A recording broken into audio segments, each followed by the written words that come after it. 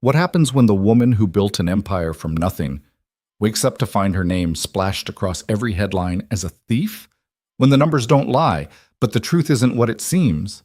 Aria Bennett had everything until someone decided to take it all away. This is the story of a CEO fighting for her life, a single father risking everything for the truth, and a conspiracy that nearly destroyed them both. If you want to see how far someone will go when the world turns against them, stay with me until the end. Hit that like button and comment with your city name so I can see how far this story travels. The first crack appeared at 6:47 a.m. Aria Bennett was 3 sips into her coffee when her phone started vibrating across the marble countertop. Not the polite buzz of a text message or the controlled rhythm of a scheduled call. This was chaos, notification after notification, the screen lighting up like a slot machine hitting jackpot. She set down her mug and reached for it, her stomach already tightening with that pre-disaster instinct successful people develop after years of crisis management. Financial Times, Bennett Industries. CEO. Under investigation for fraud. Wall Street Journal. $400 million missing from Bennett Industries accounts. Bloomberg sources say Bennett may have orchestrated elaborate scheme. The coffee turned to acid in her mouth.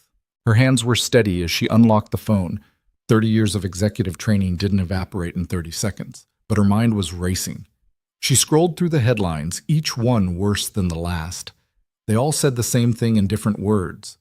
Aria Bennett, the woman who'd built a billion-dollar consulting firm from a laptop and a dream, had allegedly stolen hundreds of millions from her own company. The word allegedly felt like a formality no one actually believed. She was still staring at the screen when her phone rang. Richard Carmichael, chairman of the board. Of course. Richard, I'm seeing the news. Emergency board meeting, 1 hour, conference room A. His voice was clipped, professional, and completely devoid of the warmth he'd shown at last month's gala when he'd toasted her vision and leadership. I trust you'll have an explanation. I don't even know what I'm being accused of. I need to see— 1 hour, Aria. The line went dead. She stood in her kitchen, surrounded by the trappings of success she'd worked herself raw to achieve. Floor-to-ceiling windows overlooking the Chicago skyline. Custom Italian cabinetry, a sub-zero refrigerator she barely had time to stock. Everything gleaming and perfect and utterly meaningless. Her second call was to Martin Price, her CFO, and the man who'd been with her since the company was just the two of them in a shared office space. Martin, what the hell is happening? Silence. Long enough that she pulled the phone away from her ear to check if the call had dropped. Martin? I'm here. His voice sounded hollow. Aria, the auditors found there are transactions, dozens of them, money moving through shell companies, offshore accounts. Your signature is on everything. That's impossible. The board brought in external investigators 3 weeks ago. They didn't tell you because— He stopped. Because I'm the suspect. The word tasted foreign in her mouth. The evidence it's damning. I'm looking at it right now, and I don't know how to explain it. These are your authorized transfers, your login credentials, your signature on every document. Aria's mind was already working through the possibilities, discarding the impossible, grasping for logical explanations. Someone's setting me up. That's what I want to believe. Martin's voice cracked slightly. But Aria, they have everything. Transaction records, email trails, even voice confirmations from the bank. It's not just 1 or 2 questionable transfers. It's a pattern spanning 18 months. I didn't do this. I know. But he didn't sound certain. He sounded tired. The board wants your resignation before the market opens. They're trying to contain this before the stock price crashes completely. I'm not resigning. I built this company. I'm not walking away because someone doctored some paperwork. The paperwork isn't doctored. That's the problem. Everything checks out. Every security protocol was followed. Every authentication passed. Whoever did this didn't hack the system, Aria. They knew exactly how to work within it. The implication hung between them like smoke. An inside job. Someone with intimate knowledge of Bennett Industries' financial systems. Someone with access to her credentials, her patterns, her daily routines. Someone close. I'll be at the meeting, she said, and I'm bringing my lawyer. Good, you're going to need one. The board meeting was an execution dressed up as due process. Arya walked into the conference room exactly on time, her lawyer Patricia Chen beside her. The 12 board members were already seated, their faces arranged in varying expressions of disappointment, anger, and worst of all, pity. Richard sat at the head of the table, his fingers steepled in front of him like a judge preparing to deliver a sentence. "Thank you for coming, Arya." His formality was a slap. They'd known each other for 8 years. She'd been a guest at his daughter's wedding. "Let's skip the pleasantries, Richard. What exactly am I being accused of?" The company's general counsel, David Warren, slid a thick folder across the table. "These are the preliminary findings from the investigation. Beginning in March of last year, approximately $423 million was systematically transferred from Bennett Industries' operating accounts into a network of shell corporations registered in the Cayman Islands, Luxembourg, and Singapore." Arya opened the folder. The first page was a transaction record with her electronic signature at the bottom. "I didn't authorize this." "Your credentials were used for every single transfer," David continued. "The authentication logs show the requests originated from your office IP address during business hours using your personal login and your biometric confirmation. Then someone replicated my credentials." "The biometric authentication requires your physical thumbprint, Arya." Richard's voice was gentle, which somehow made it worse. "The system was designed specifically to prevent the kind of fraud you're describing." Patricia leaned forward. "My client maintains her innocence. If there's been unauthorized access to her accounts, that's a security failure on the company's part, not evidence of wrongdoing." "We've had 3 independent cybersecurity firms examine the system," David said. "No evidence of external breach, no signs of credential theft. Every security checkpoint was passed using legitimate authentication." Arya forced herself to read through the documents, even though her hands wanted to shake. Each page was another nail in a coffin she hadn't known was being built. Transaction after transaction, all bearing her digital fingerprints. Emails she didn't remember writing, approving transfers to companies she'd never heard of. It was meticulous, careful, perfectly constructed. "This is a setup," she said quietly. "Everything you're showing me is fabricated." "By whom?" Richard's question wasn't rhetorical. "Who could possibly have this level of access to your accounts, your biometrics, your daily schedule?" That was the question, wasn't it? The one that made her stomach turn. "I don't know yet, but I'm going to find out." "We don't have time for you to play detective." This from Sandra Yoshida, who joined the board 6 months ago on the strength of her reputation for corporate oversight. "The SEC is already involved. The FBI will be next. Every hour you remain a CEO is another hour this company's reputation burns." "I'm not resigning." "Then we'll vote to remove you." Richard looked genuinely pained. "Arya, please. Don't make this harder than it already is. Step down voluntarily, cooperate with the investigation, and maybe we can find a way through this that doesn't end with criminal charges." "I didn't steal from my own company." "Then prove it." Sandra's voice was sharp. "Because right now, all the evidence says otherwise." The vote was 11-1. Only Martin abstained, and even that felt like a betrayal wrapped in cowardice. By noon, Arya Bennett was no longer CEO of the company she'd founded. By 1 p.m., the news had gone viral. By 3 p.m., she was trending on social media as the latest example of executive corruption. By evening, protesters had gathered outside her building with signs calling her a thief. She sat in her apartment, the one she'd bought with money she'd actually earned, through deals she'd actually closed, and watched her life disintegrate in real time. The news stations ran her biography like an obituary. Once seen as a trailblazer for women in business, Arya Bennett now faces allegations that could land her in prison for decades. Her phone had been ringing nonstop until she finally turned it off. Friends who suddenly didn't answer, business partners who couldn't be reached. Even her mother had called, her voice tight with barely suppressed hysteria, asking if it was true. "Of course it's not true," Arya had snapped. "Then why does everyone think it is?" That was the question that mattered, wasn't it? Not whether she'd done it, she knew she hadn't, but why the evidence was so perfect, why every trail led back to her, why someone had spent 18 months carefully, systematically destroying her. Patricia had left 2 hours ago with a warning. "They're going to arrest you. Maybe not today, maybe not tomorrow, but it's coming. The DA won't be able to ignore this kind of pressure. When they do, we need to be ready. Ready how? With answers, with evidence, with something that proves you didn't do this. Patricia had looked at her with the kind of frank assessment lawyers reserve for clients they're not sure they believe. Right now, we have nothing. You need to find something, Arya. Fast. So now she sat in her living room, laptop open, going through 18 months of her own financial records looking for what? Proof that she hadn't stolen from herself? The absence of evidence felt like drowning. Her doorbell rang at 8:47 p.m. She almost didn't answer. The press had been camped outside since afternoon, but the intercom showed a single man, mid-30s, wearing jeans and a jacket that had seen better days, holding a messenger bag and looking vaguely uncomfortable. "Ms. Bennett? My name is Noah Hayes. I'm a forensic accountant. I think I can help you."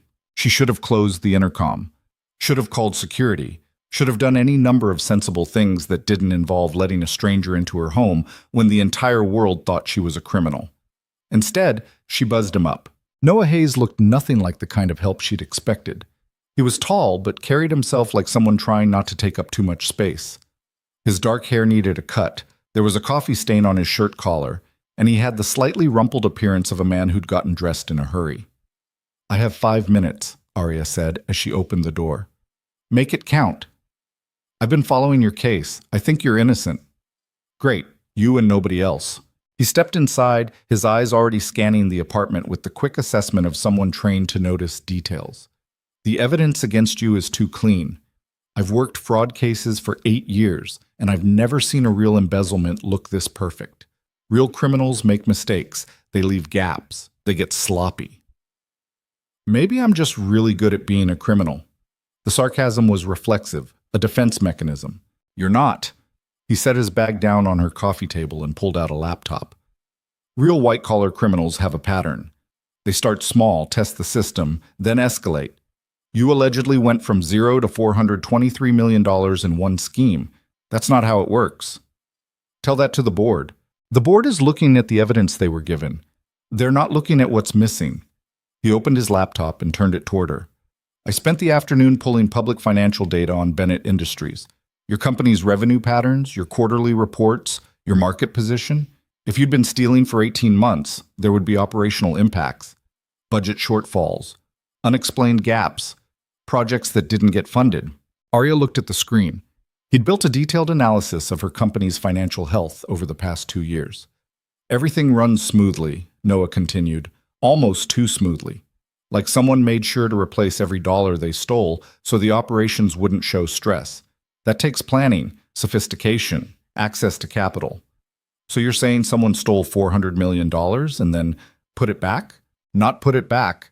Covered the holes in real time so no one would notice the money was missing until they wanted you to notice." He looked at her directly for the first time, and she was struck by how focused his gaze was. "This isn't about stealing money. This is about destroying you."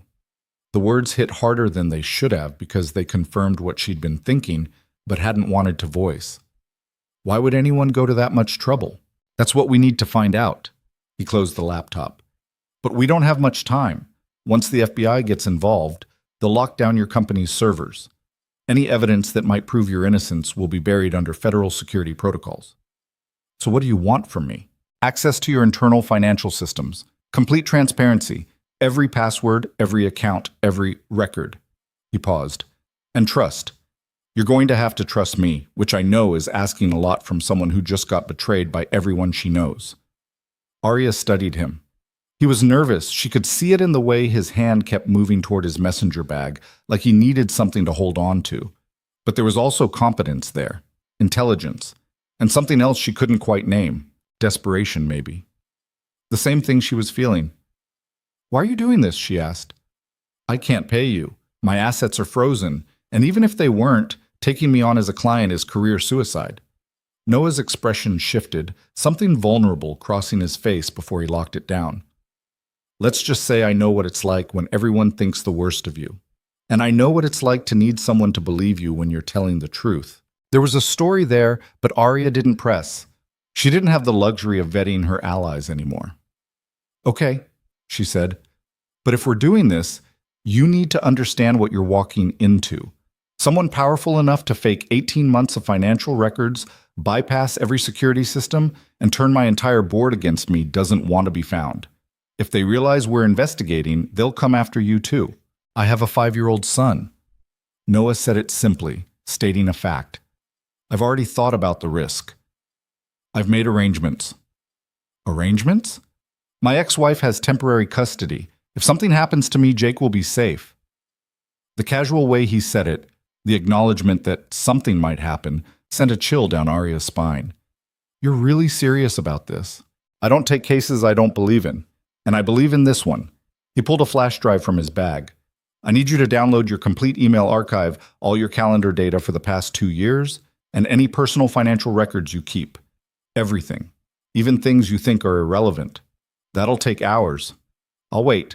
So she did it.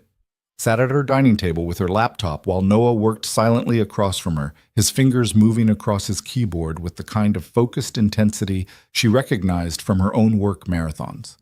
Occasionally he'd mutter something under his breath, a question or observation directed at himself. Around midnight he looked up. These shell companies, the ones the money was allegedly transferred to, do any of these names mean anything to you? He showed her a list. Meridian Holdings, LLC, Cascade Financial Group, Titanium Investment Partners, Phoenix Asset Management. Arya scanned them, her exhausted brain trying to make connections. Phoenix Asset Management. I think that might have been one of our vendors, years ago, when we were smaller. What kind of vendor? IT consulting, maybe. Or security? She rubbed her eyes. I'd have to check the old contracts. Do that. First thing tomorrow. Noah made a note. If someone used a real vendor as cover, that's sloppy. That's the kind of mistake we can use. You really think we can prove I didn't do this? He looked at her, and for the first time since this nightmare started, someone looked at her with something other than suspicion or pity. I think whoever framed you made this too perfect. And perfect is just another word for fragile. We find one crack, the whole thing falls apart. And if we don't find a crack, then we make one. It was almost 2 a.m. when Noah finally packed up his laptop. Arya walked him to the door, feeling the weight of exhaustion and adrenaline in equal measure. Get some sleep, he said. Tomorrow we start digging into your company's vendor history. I'll need access to your office. I don't have office access anymore. They revoked my credentials.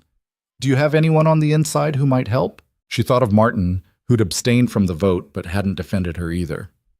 Maybe. I'll make some calls. Noah nodded and turned to leave, then stopped. Ms. Bennett, one more thing. From now on, assume everything you do is being watched. Your phone, your email, your apartment. Whoever set this up has been tracking your movements for over a year.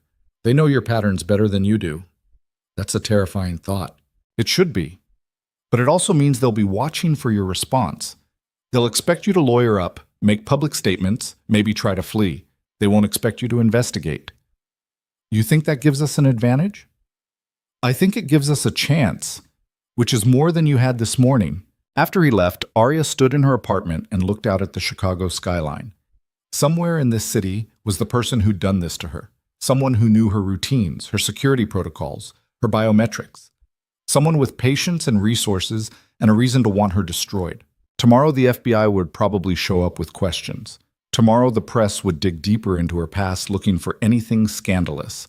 Tomorrow her company would begin the process of erasing her from its history. But tonight, for the first time since seeing those headlines, Arya Bennett felt something other than helpless rage. She felt like she was fighting back. Her phone buzzed. She'd turned it back on to download her data. A text from an unknown number. You should have taken the resignation offer. Now this gets worse.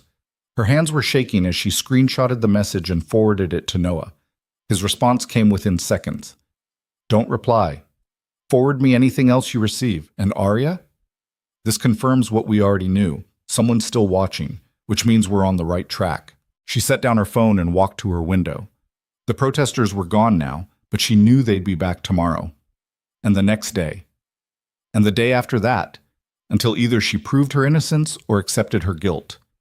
Arya had built her career on impossible challenges, on taking companies that were failing and finding the hidden inefficiencies, the overlooked opportunities, the solutions everyone else had missed. She'd made her fortune by seeing what others couldn't. Now she was the problem that needed solving, and she'd just hired the one person who seemed to believe she could be saved. 3 days later, Arya met Noah in a coffee shop 10 blocks from her apartment. She'd taken the train, doubled back twice, and walked the last mile to make sure she wasn't followed. Noah's instructions had been specific: assume surveillance, act accordingly. He was already there when she arrived, sitting in a back corner with his laptop and what looked like 3 days' worth of coffee cups. "You look terrible," she said, sliding into the seat across from him. "Haven't been home much." He pushed a folder toward her. "But I found something." Arya opened it. Inside were printouts of financial records, highlighted in yellow and pink and green like a fever dream of accounting. "Phoenix Asset Management wasn't just a vendor," Noah said, keeping his voice low. "They were your IT security contractor from 2019 to 2021.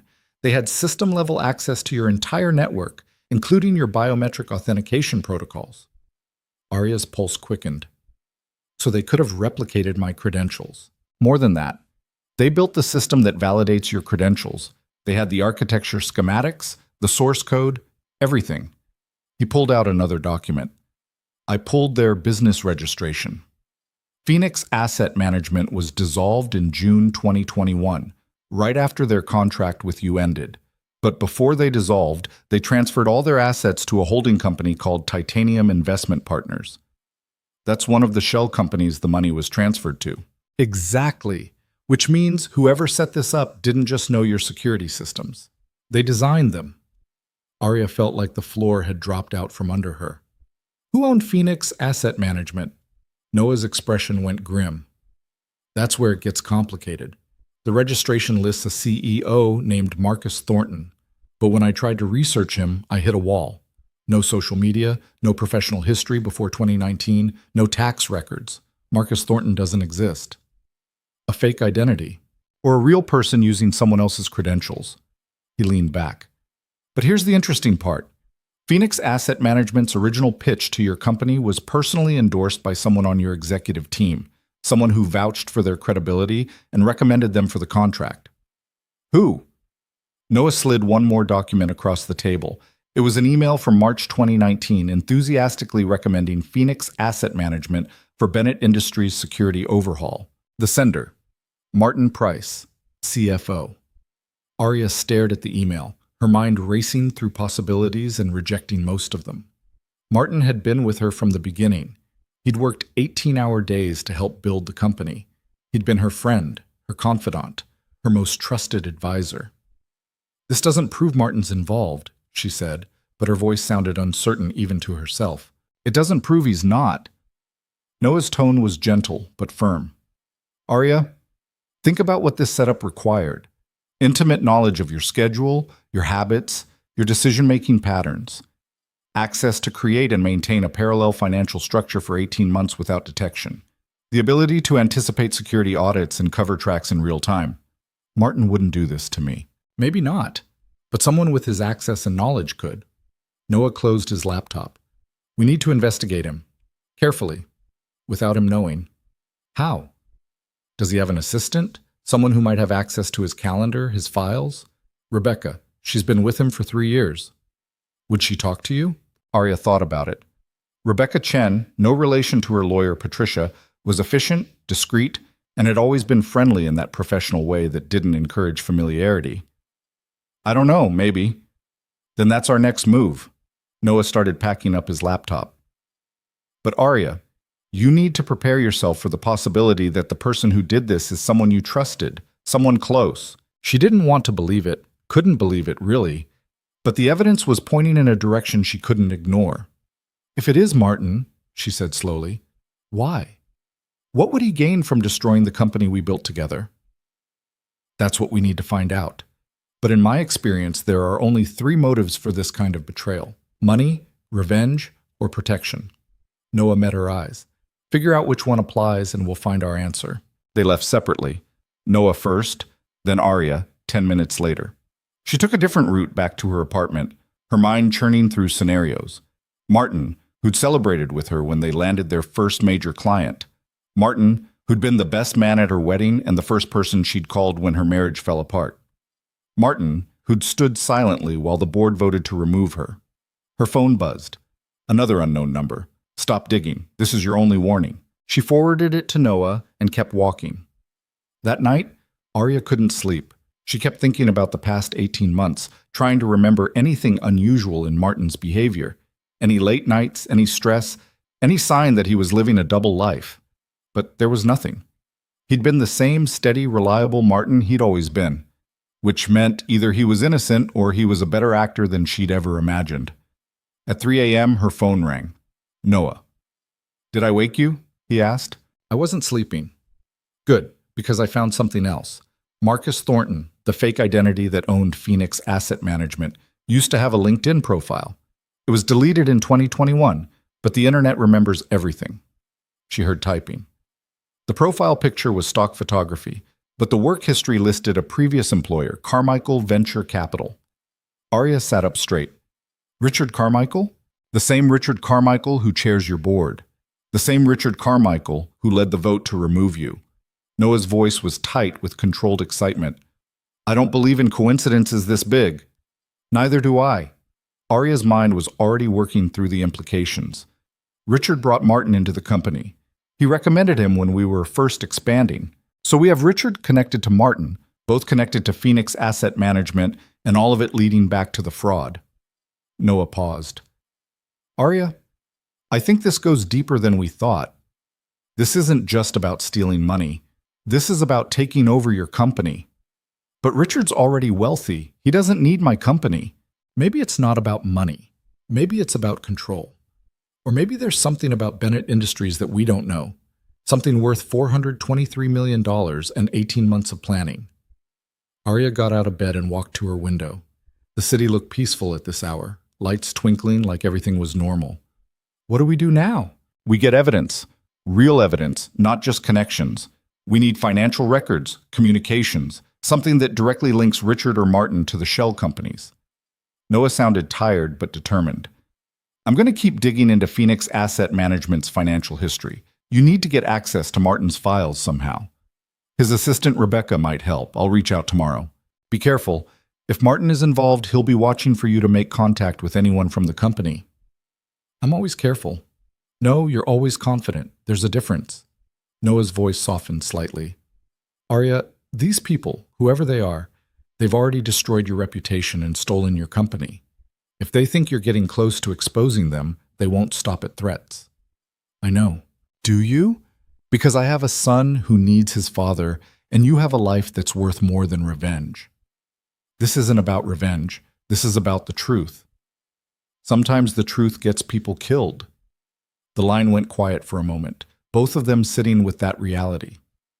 "I'm not backing down," Arya said finally, "but I appreciate the concern. Just watch your back. And Arya, don't trust anyone, not completely, not until we know exactly who's behind this." "Not even you?" Noah laughed, but it sounded strained. "Especially not me.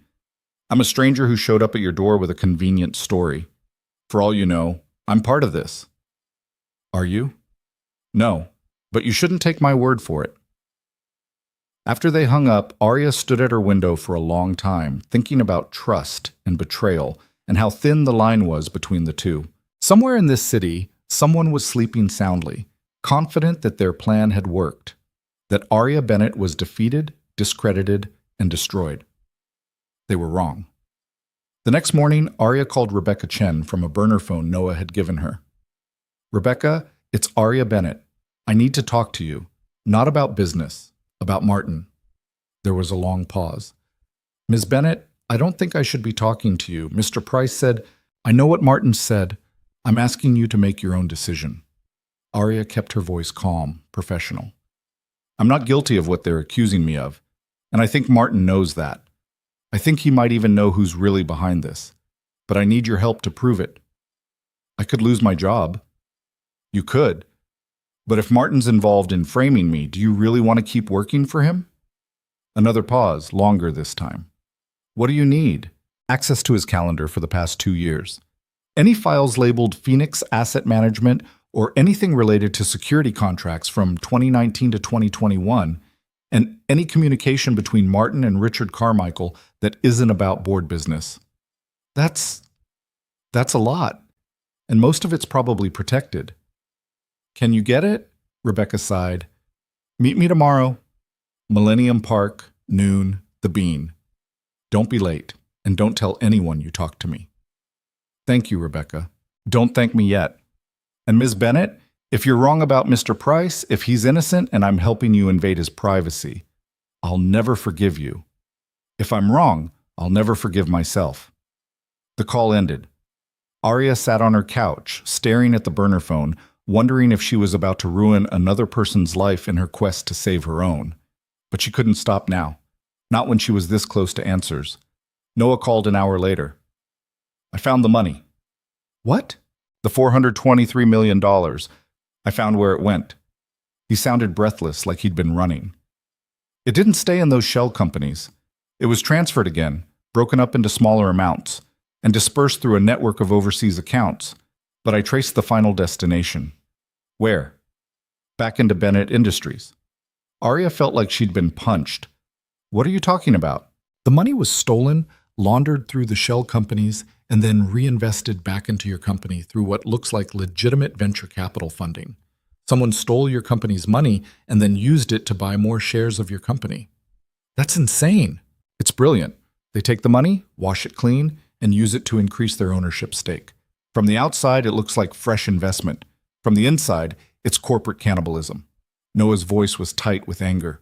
Arya, someone's trying to take over Bennett Industries by bankrupting it with its own money. Richard, the name came out as a whisper. He's been advocating for months to bring in outside investment, to dilute my controlling stake. And now he has the ammunition to do it. Your company is in crisis, the stock price is falling, the board is panicking. If he comes in with a white knight investment offer, they'll take it. And once he controls enough shares, he can do whatever he wants with Bennett Industries. Arya felt the pieces clicking into place. This was never about stealing money. It was about stealing my company and destroying you in the process so you couldn't fight back. Noah paused. We need to go public with this. Contact the SEC, the FBI. Show them what we found. We don't have proof.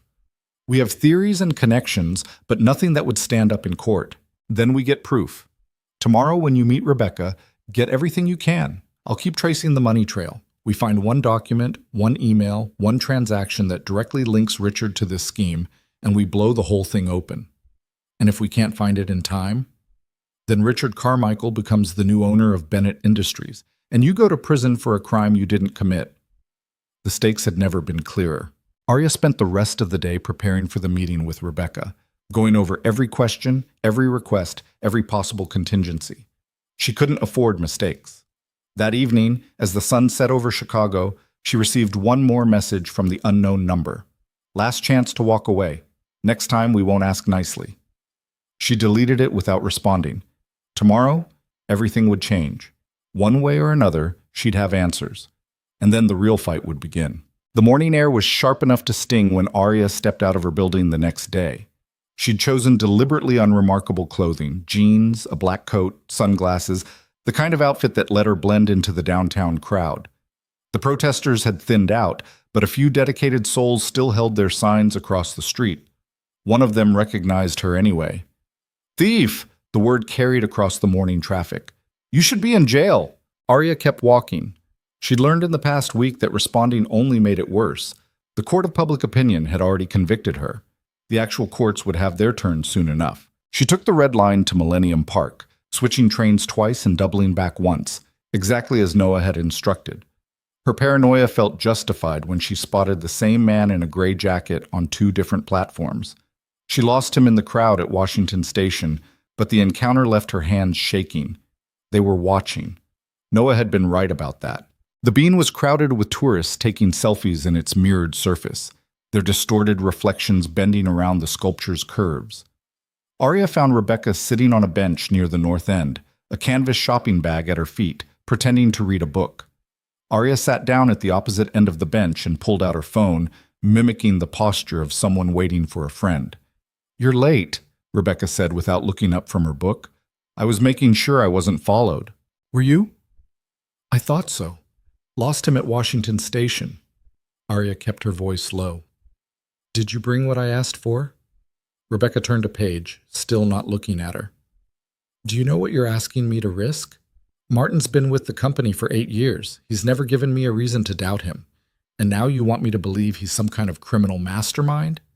I don't want you to believe anything. I want you to look at the evidence and make your own decision. The evidence says you stole $400 million. The evidence was manufactured by someone who had the access and knowledge to make it look perfect. Arya watched a family pose for photos, their smiles bright and uncomplicated. Rebecca, I know you don't owe me anything, but I'm asking you to consider the possibility that Martin isn't who you think he is. Rebecca finally looked at her, and Arya saw the conflict written plainly on her face. He was upset after the board meeting. I've never seen him like that. He kept saying it didn't make sense, that you wouldn't do this, that something was wrong. Then help me prove what's wrong. A long pause. Then Rebecca reached into the shopping bag and pulled out a thick manila envelope. His calendar data for the past 2 years. I printed it because digital files can be traced. There's also a list of all vendor contracts he personally approved, including Phoenix Asset Management, and... She hesitated. There are some emails between Martin and Mr. Carmichael. They're marked confidential, but they were on his computer and he never password protected his local files. Arya took the envelope carefully as if it might explode. Thank you. Don't thank me. Just tell me I didn't just betray a good man for nothing. I hope you didn't. I really do. Arya stood up. One more thing. Has Martin seemed different lately? Changed his routine? Seemed stressed? Anything unusual? Rebecca thought about it. He's been leaving early on Thursdays, around 3. Says he has a standing appointment. Medical? He never said, but it's been going on for about 6 months. 6 months. Right around the time the investigation into Arya must have started heating up. Do you know where he goes? No, and I didn't ask. Rebecca looked away. Ms. Bennett, I hope you're right about all this, because if you're wrong, I just threw away my career for a conspiracy theory. If I'm wrong, we both lose everything. They left separately. Arya walked north through the park, the envelope tucked inside her coat, her heart hammering against her ribs. She didn't look at the contents until she was safely back on the train, wedged into a corner seat where no one could see over her shoulder. Martin's calendar was a revelation.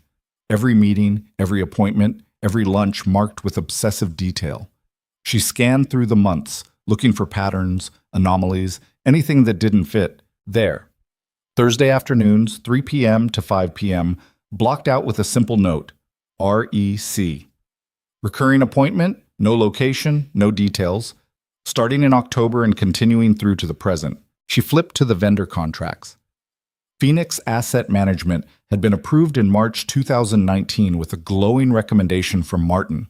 But there was another company listed too, Cascade Financial Group. The contract was dated September, 6 months ago, for financial consulting services. The amount? $2.5 million. Cascade Financial Group, one of the shell companies the stolen money had passed through. Arya's hands were trembling as she pulled out the emails. Most were routine business correspondence between Martin and Richard, the kind of mundane communications that kept a company running. But one thread buried in the middle made her blood run cold. From Richard Carmichael to Martin Price, dated August 14th. We need to accelerate the timeline. The window won't stay open forever. Have you made the necessary arrangements?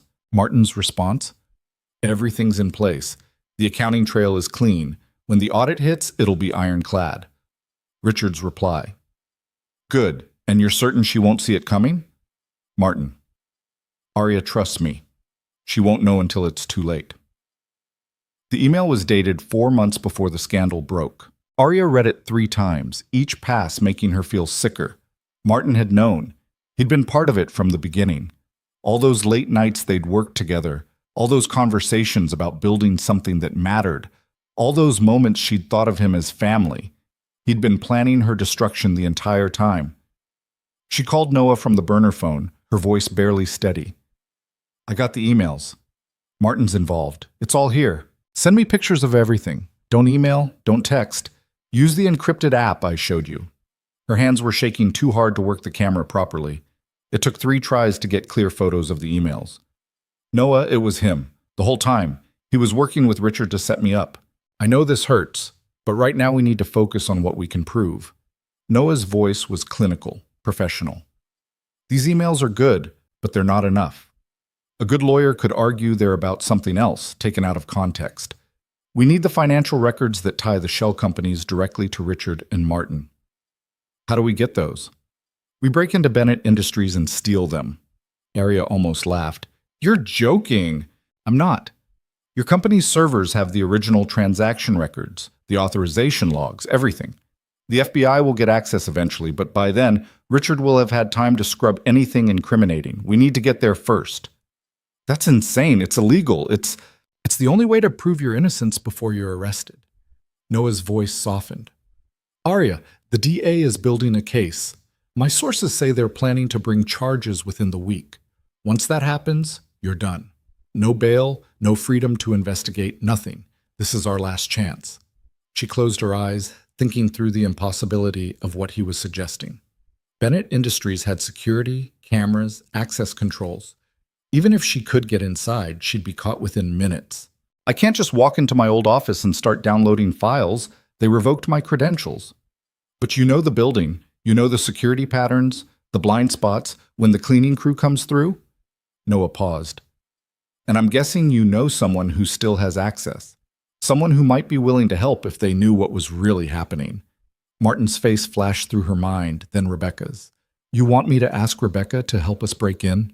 No, too risky for her, but there's someone else. Someone who's been at Bennett Industries longer than anyone. Someone who probably has master access to everything. Arya understood. James Morrison, head of building operations. He'd been there since before Arya founded the company, back when the building housed a different firm entirely. He knew every system, every override code, every quirk in the security setup. And he'd been the only person in the building who'd looked at her with something like sympathy when she'd cleaned out her office. I don't know if he'll help, she said. Then convince him. Because this is happening tonight. I've already scouted the building. There's a maintenance window from midnight to 3 a.m. when they do system updates. The security cameras will be on a loop. That's our opening. You've already planned this. I've been planning it since we started. I hoped we wouldn't need it, but I'm a big believer in backup plans. Noah's voice took on an edge. Arya, I need to know you're with me on this, because once we do this, there's no going back. We'll be criminals, actually guilty of something. We're stealing evidence of a crime. We're breaking and entering. The distinction matters to the law. He waited. So what's it going to be? Arya thought about Martin's emails, about 18 months of betrayal, about the protesters outside her building who thought she was a monster, about the life she'd built being torn apart by people she'd trusted. I'm in. Tell me what I need to do.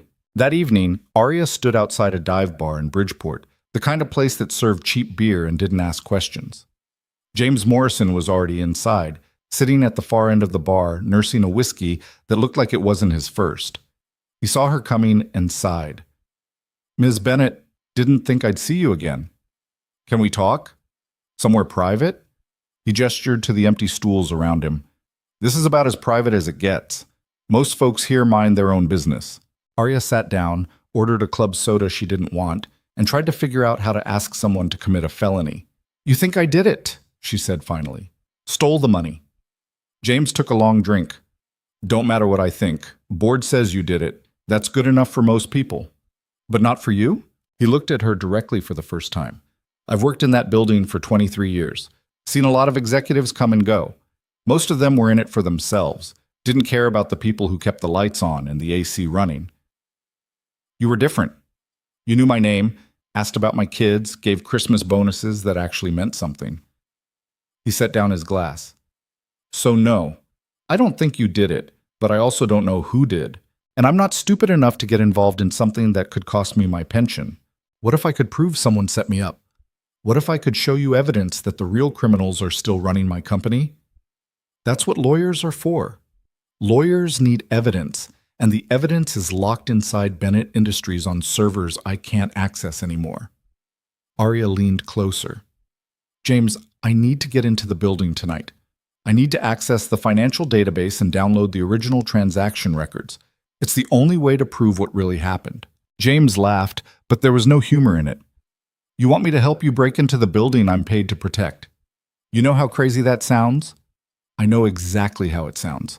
I also know you're a good man who doesn't want to see an innocent person go to prison.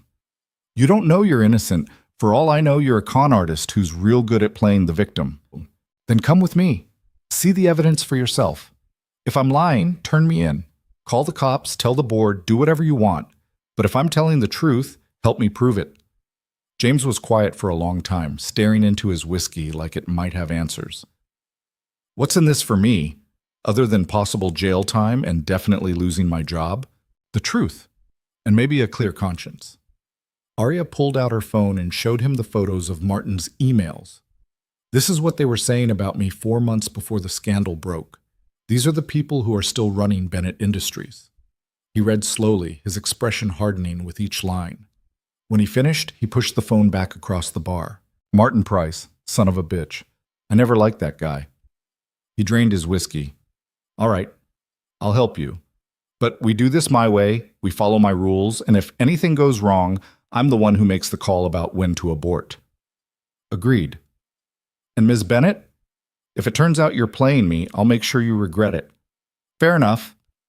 They met Noah at a 24-hour diner in the Loop at 11 p.m.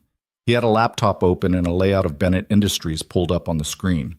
James, this is Noah Hayes. He's the forensic accountant helping with the investigation.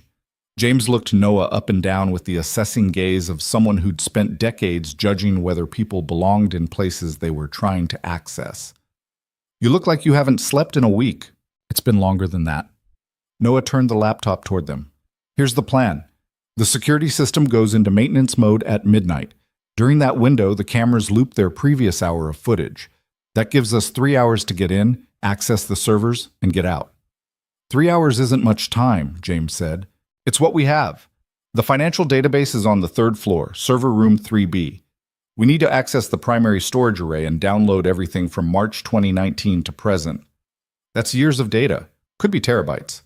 Which is why I brought these. Noah pulled out 3 external hard drives, each the size of a paperback book. Military-grade storage, fast transfer rates. Should handle it. James studied the building layout. The server room requires badge access and a PIN code. I have both, but there's a secondary biometric scan for the database terminals. Can you bypass it? Maybe. Depends on which system they're using now. They upgraded security after... He trailed off, glancing at Arya. After the scandal broke. After they needed to look like they were taking security seriously, Arya said flatly. What about the security guards? 2 on duty during graveyard shift. They do rounds every 90 minutes. If we time it right, we can be in and out between patrols. James looked at Noah. You done this kind of thing before? Define this kind of thing. Breaking into secured buildings to steal corporate data. Noah hesitated. Let's just say I have experience recovering evidence from uncooperative sources. That's not an answer. It's the one you're getting. James grunted. Good enough. What about you, Ms. Bennett? You ready for this? Arya thought about the alternative. Arrest, trial, prison time for a crime she didn't commit while the real criminals walked free. I'm ready. Then let's go steal your life back. They approached the building separately, meeting in the loading dock at 12:07 a.m. The street was empty, most of the neighboring office buildings dark. James used his master key to access the service entrance, and they slipped inside. The interior was familiar yet alien in the darkness. Arya had walked these halls hundreds of times, but never like this. Creeping through shadows, listening for footsteps, every sense on high alert. It felt like trespassing in her own past. They took the service stairs to the 3rd floor, avoiding the elevator and its camera. James moved with the confidence of someone who knew every inch of the building, leading them through a maze of hallways and maintenance corridors that Arya had never known existed. Server room 3B was at the end of a long corridor lined with frosted glass offices. James swiped his badge and entered his PIN. The door clicked open, but a red light above the biometric scanner blinked insistently. This is new, James muttered. They added retinal scanning. Can you bypass it? Noah asked. Not without tripping an alarm. James examined the scanner. This is corporate-grade security. It logs every access attempt. If I override it, someone will know. How long before they respond to an alarm? Security company gets notified immediately. They'll call the guards first, probably show up themselves within 20 minutes. Noah looked at Arya. 20 minutes might be enough, but we'd be racing the clock, and if we don't finish in time, we'll be caught red-handed, Arya finished. Do it. James pulled out a small toolkit and went to work on the scanner's access panel. You're sure about this? I'm not sure about anything anymore, but I'm done running. It took James 90 seconds to bypass the retinal scanner. The light turned green and the interior door unlocked with a heavy click. The server room beyond was a cathedral of blinking lights and humming machinery, racks of equipment stretching from floor to ceiling. Noah headed straight for the central terminal. Which system? There. Arya pointed to a cluster of servers marked with Bennett Industries' logo. The financial database runs on those. Noah plugged in his laptop and started typing commands faster than Arya could follow. Lines of code scrolled across the screen, system prompts appearing and disappearing. Okay, I'm in. Starting the data extraction. The first hard drive lit up as data began transferring. 3%, 7%, 12%. How long? James asked, checking his watch. 15 minutes if the connection holds. Could be longer if the network throttles the transfer speed. We don't have 15 minutes. The alarm's already been triggered. We've got 10, maybe 12 before security arrives. Noah's jaw tightened. Then we get as much as we can in the time we have. They stood in tense silence, watching the progress bar crawl across the screen. 24%, 31%, 38%. Somewhere in the building, a door slammed. Voices echoed through the corridor. Guards are coming early, James hissed. We need to move. Not yet. Noah's fingers flew across the keyboard. I'm pulling the Phoenix asset management contracts. If we can get those, we have enough to get... Now, son, we need to leave now. The voices were getting closer. Footsteps in the hallway, moving toward the server room. Noah grabbed the first hard drive, still transferring data, and yanked it free. Go. Out the back. They ran. James led them through another maintenance corridor, then down a service stairwell Arya hadn't known existed. Behind them, she heard the server room door opening, someone shouting into a radio. They burst out of the building through an emergency exit that should have been alarmed but somehow wasn't. James's work, Arya realized. He'd planned escape routes before they'd even gone in. They split up on the street. James disappearing toward the train station, Noah and Arya heading in opposite directions with instructions to meet at a predetermined location in an hour. Arya walked 10 blocks before she felt safe enough to slow down. Her heart was hammering, her hands shaking from adrenaline. They'd done it. They'd actually broken into Bennett Industries and stolen the evidence. Now they just had to hope it was enough. She met Noah at an all-night laundromat in Ukrainian village. He was already there, laptop open, scrolling through the data they'd extracted. Did we get it? She asked. We got 64% of the total database before we had to bail. It's not everything, but it's something. He pulled up a folder, including the complete Phoenix asset management contract and all the authorization records for the shell company transfers. That's good, right? It's great. Look at this. He turned the screen toward her. These are the original transfer authorizations, the ones the board thinks you signed. But look at the metadata. Arya leaned closer. Each document showed a timestamp, an IP address, and authentication details. What am I looking for? The IP addresses. They're supposed to be from your office terminal, but 3 of them are from external locations, coffee shops, public Wi-Fi hotspots, places you never went. I work from the office. I never authorized financial transfers from coffee shops. Exactly, which means someone was using your credentials remotely. They had your login information, but they screwed up by not always using it from your physical location. Noah pulled up another file. And here's the beautiful part. I cross-referenced these IP addresses with the timestamps. Guess where else these same IP addresses show up? Where? Martin Price's personal email account. He accessed his Gmail from these exact same locations within minutes of the fraudulent transfers being authorized. Noah's smile was grim. He was using your stolen credentials to make the transfers, but he got lazy and checked his personal email while he was at it. That's the crack in the perfect crime. Arya felt something shift in her chest. Not quite hope, but close. This proves Martin was behind it. It proves someone using Martin's email was at the same locations where your credentials were used fraudulently. A good prosecutor could argue he was set up too, but combined with those emails Rebecca gave us, it starts to paint a pretty damning picture. What about Richard Carmichael? Can we connect him directly? Noah's expression fell. Not yet. The emails show coordination between him and Martin, but they're vague enough to claim plausible deniability. We need something explicit, a payment record, a contract, something that shows Richard directly benefiting from the fraud. So we still don't have enough. We have enough to create reasonable doubt about your guilt. We don't have enough to prove theirs beyond reasonable doubt. Noah closed his laptop. But we're close. There's one more thing we need. What? Martin's personal financial records. If he's been receiving payments from Richard or the shell companies, that's our smoking gun. But those won't be on Bennett Industries' servers. They'll be wherever Martin does his personal banking. Arya thought about it. Rebecca might know. She handles his expense reports, his reimbursements. She might have seen his bank information. Can you ask her without tipping off Martin? I can try. Noah checked his watch. It's 3 a.m. Get some sleep. We'll regroup tomorrow and figure out our next move. Sleep, right. Arya laughed without humor. Because that's definitely happening tonight. Fair point. He started packing up his laptop. Arya? What we did tonight, breaking into the building, that was a felony. If this goes wrong, if we can't prove your innocence, we just handed them another charge to hit you with. I know. And you're okay with that? She thought about Martin's betrayal, about Richard's manipulation, about the protesters and the headlines and the jury that had already convicted her in the court of public opinion. I'm okay with fighting back. Everything else is just details. She called Rebecca the next morning from yet another burner phone. They were going through them quickly now. Noah's paranoia about surveillance proving well-founded. Twice in the past week, Arya had spotted the same vehicles following her.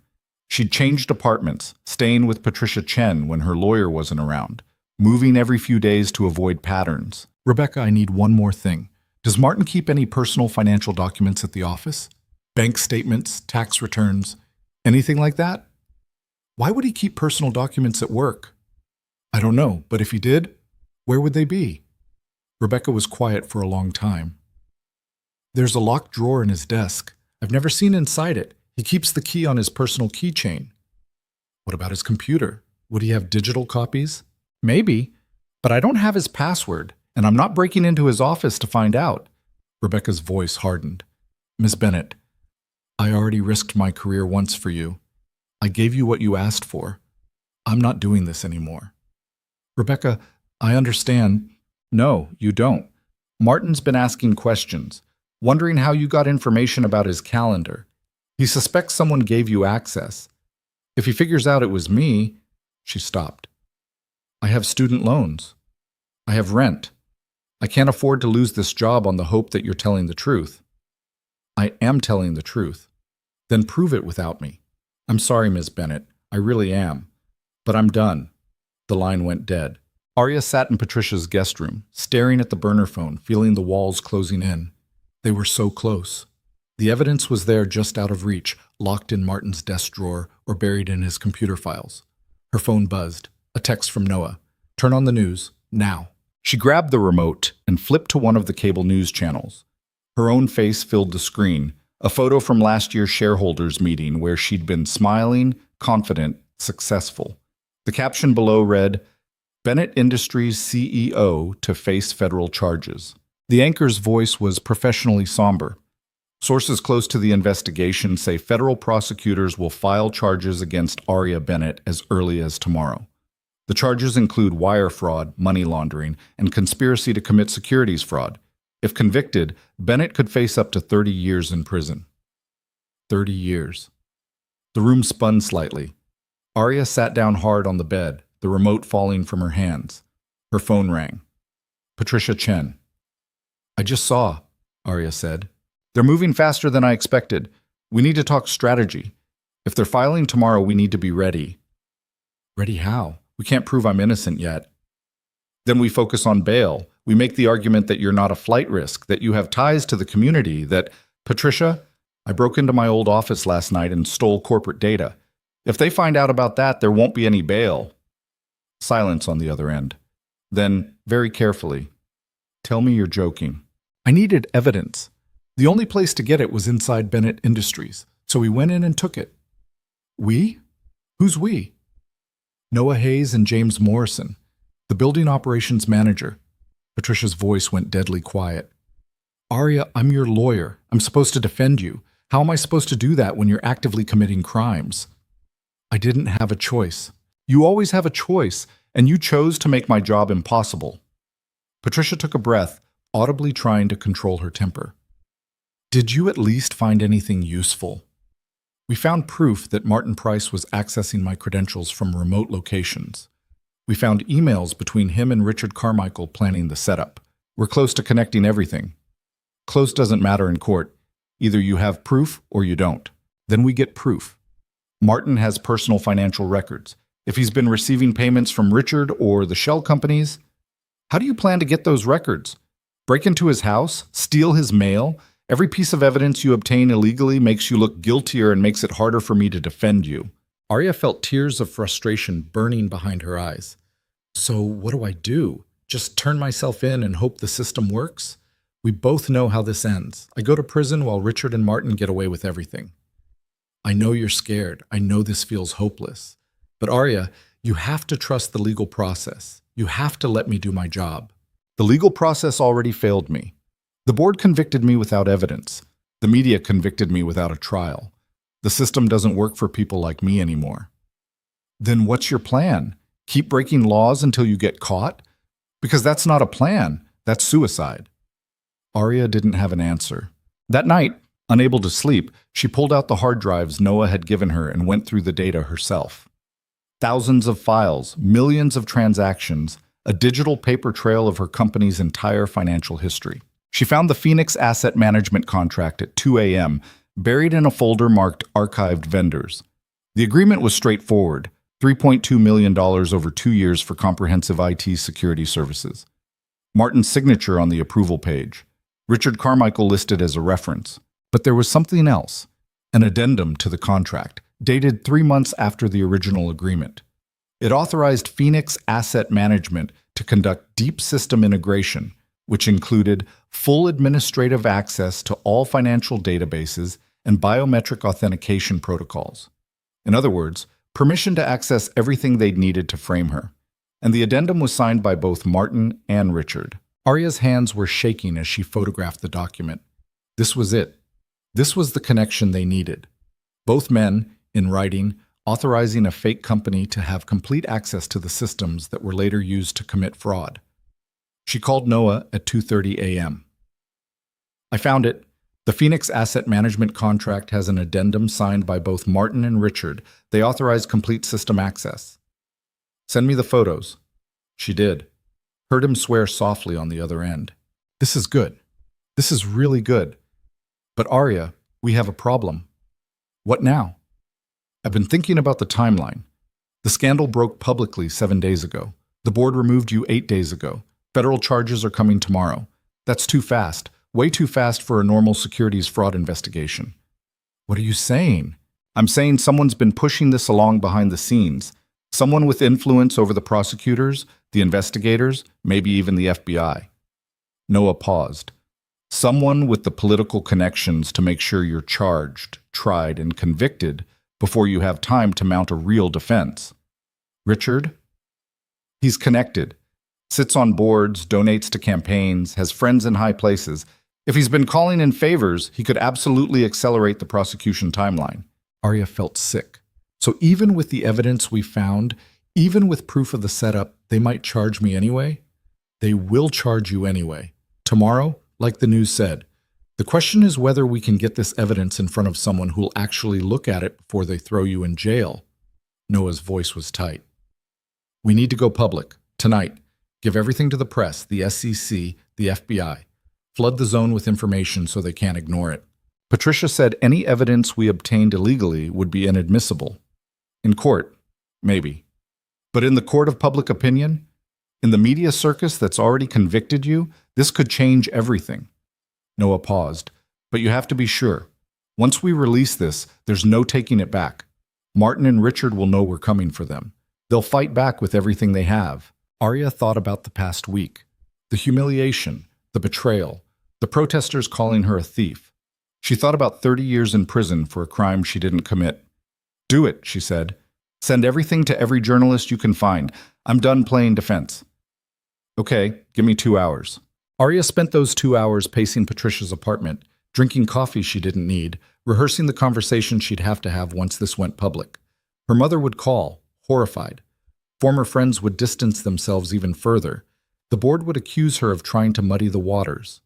But maybe, just maybe, someone would listen. At 4:47 a.m., her phone buzzed. A news alert. New evidence in Bennett Industries scandal suggests CEO may have been framed. Then another. Forensic accountant claims to have proof of corporate conspiracy. And another. Bennett case takes shocking turn as internal documents surface. Noah had done it. The story was everywhere. By sunrise, Arya's phone was ringing constantly. Reporters wanting statements, former colleagues claiming they'd always believed in her. Even a few board members backpedaling frantically, suggesting they'd had doubts about her guilt all along. Patricia called at 7 a.m., her voice tight with controlled fury. What did you do? What I had to. You just made yourself the story again. You gave them ammunition. The prosecution will say you're trying to manipulate public opinion, that you're manufacturing evidence, that this is a desperate ploy by a guilty woman facing justice. Maybe. But at least now people know there's another side to this. People don't care about the truth, Arya. They care about the story. And right now, your story is that you're a desperate criminal throwing out wild accusations. Patricia took a breath. The FBI wants to talk to you today about the evidence you released and where you got it. What do I tell them? The truth. That you hired a forensic accountant who found inconsistencies in the case against you. That you have evidence suggesting you were set up. And Arya, do not mention breaking into Bennett Industries. Do not mention the hard drives. Do not give them any reason to charge you with additional crimes. When do they want to meet? Noon, Federal Building. Bring your lawyer, which would be me, even though I'm seriously reconsidering that decision right now. The FBI interview room was exactly as Arya had imagined. Gray walls, fluorescent lights, a metal table, uncomfortable chairs. 2 agents sat across from her. Special Agent Teresa Kim and Special Agent David Brooks. Both looked tired, which made sense given they'd probably been pulled into emergency meetings when the evidence dump hit the news. Patricia sat beside Arya, her briefcase open, legal pad ready. Ms. Bennett, Agent Kim began, thank you for coming in voluntarily. I want to cooperate fully with your investigation. Good. Then let's start with this morning's news reports. Documents from Bennett Industries servers, allegedly showing coordination between your CFO, Martin Price, and board chairman, Richard Carmichael, to commit fraud. Where did these documents come from? My forensic accountant obtained them during his investigation. How did he obtain them? Patricia jumped in. My client isn't required to disclose the investigative methods of her defense team. Agent Brooks leaned forward. Ms. Bennett, we've spent the past week building a case against you. The evidence is overwhelming. Bank records, transaction logs, authentication data. Everything points to you orchestrating this fraud. And now suddenly you produce documents that conveniently shift blame to other people?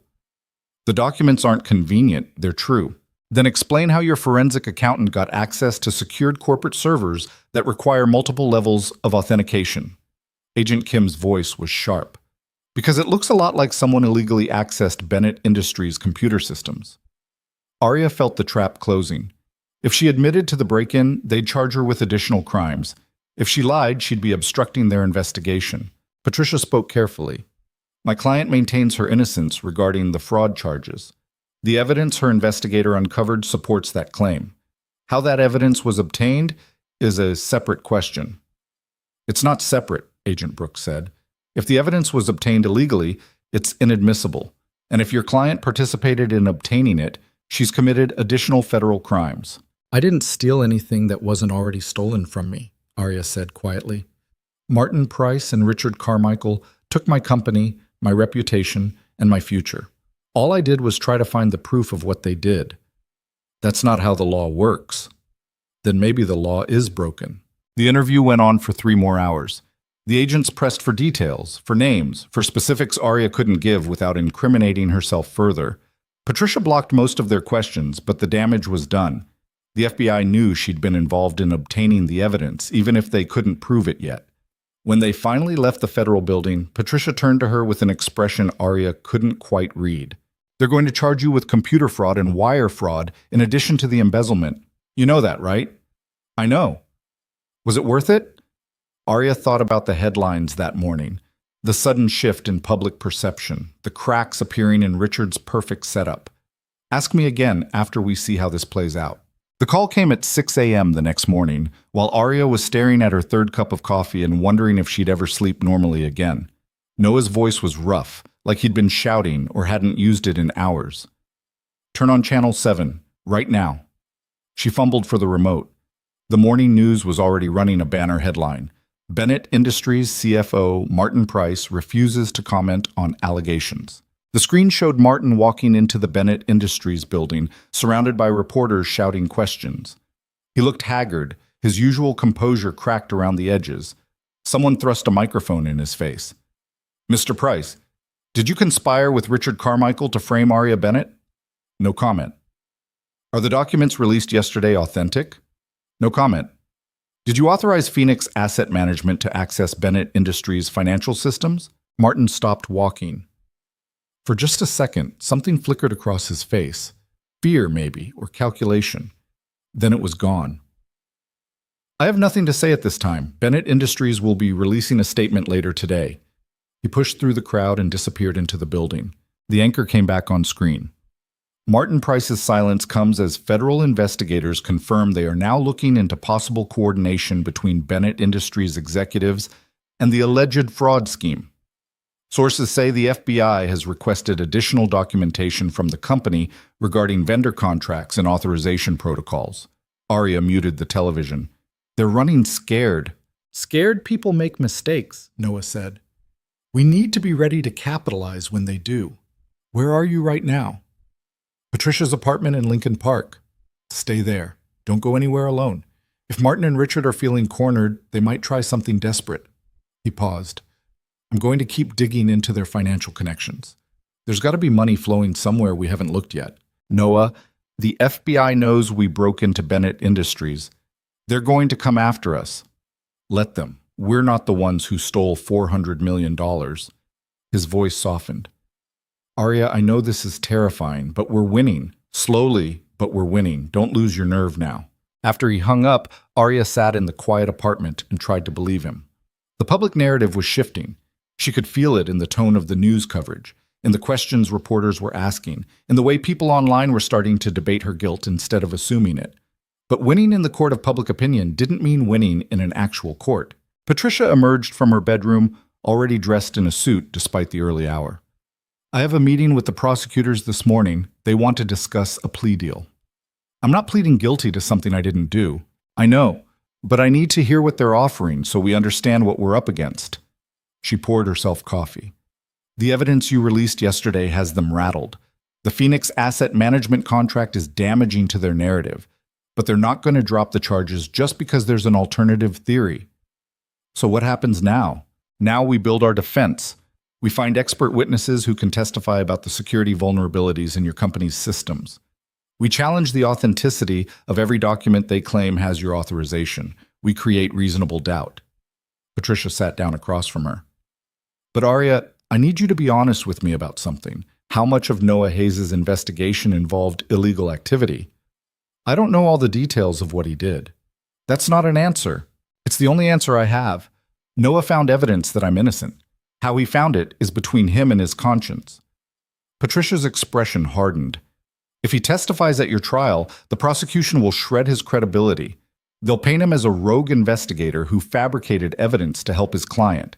Every piece of data he provides will be tainted by how he obtained it. Then we find another way to introduce the evidence." "There is no other way. The rules of evidence exist for a reason, and one of those reasons is to prevent exactly what you did, breaking into private computer systems to steal data." Arya felt anger flaring.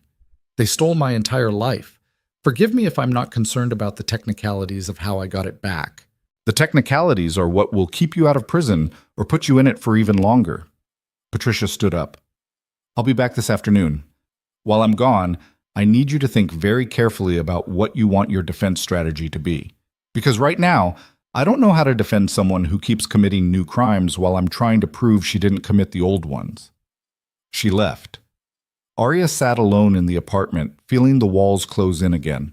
Her phone buzzed. A text from an unknown number. "You're making this harder than it needs to be." She stared at it for a long moment, then typed back. "Who is this?" The response came immediately. "Someone who's trying to help you. Stop digging. Take the plea deal. Move on with your life." "I didn't do anything wrong." "That doesn't matter anymore. You've lost. Accept it." Arya's hands were shaking. "Tell Richard and Martin I'm not stopping until everyone knows what they did." A long pause.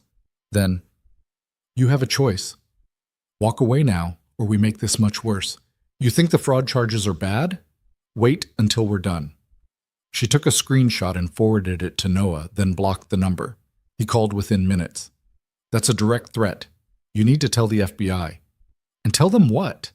That the people I accused of framing me are now threatening me? They'll say I'm making it up for sympathy." "Arya, this is serious. If they're threatening you directly, they're desperate. Desperate people do dangerous things." "I know, but I'm not backing down." "Then at least let me hire security for you. Someone to make sure you're not alone. Someone to... With what money? My accounts are frozen, remember? I can barely afford the burner phones we keep going through." Noah was quiet for a moment. "I have some savings. Not much, but enough for a few days of protection. I'm not taking your money. It's not about money. It's about keeping you alive long enough to prove your innocence." His voice cracked slightly. "I can't. I have a son, Arya. I know what it's like to worry about someone you care about getting hurt. Please, just let me help." The emotion in his voice caught her off guard. They'd been working together for less than 2 weeks, but somewhere in the chaos and danger, they'd become something more than attorney and client, more than investigator and suspect. They'd become allies, maybe even friends. "Okay," she said quietly, "but just for a few days.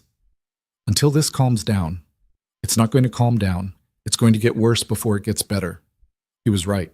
That afternoon, Bennett Industries released an official statement.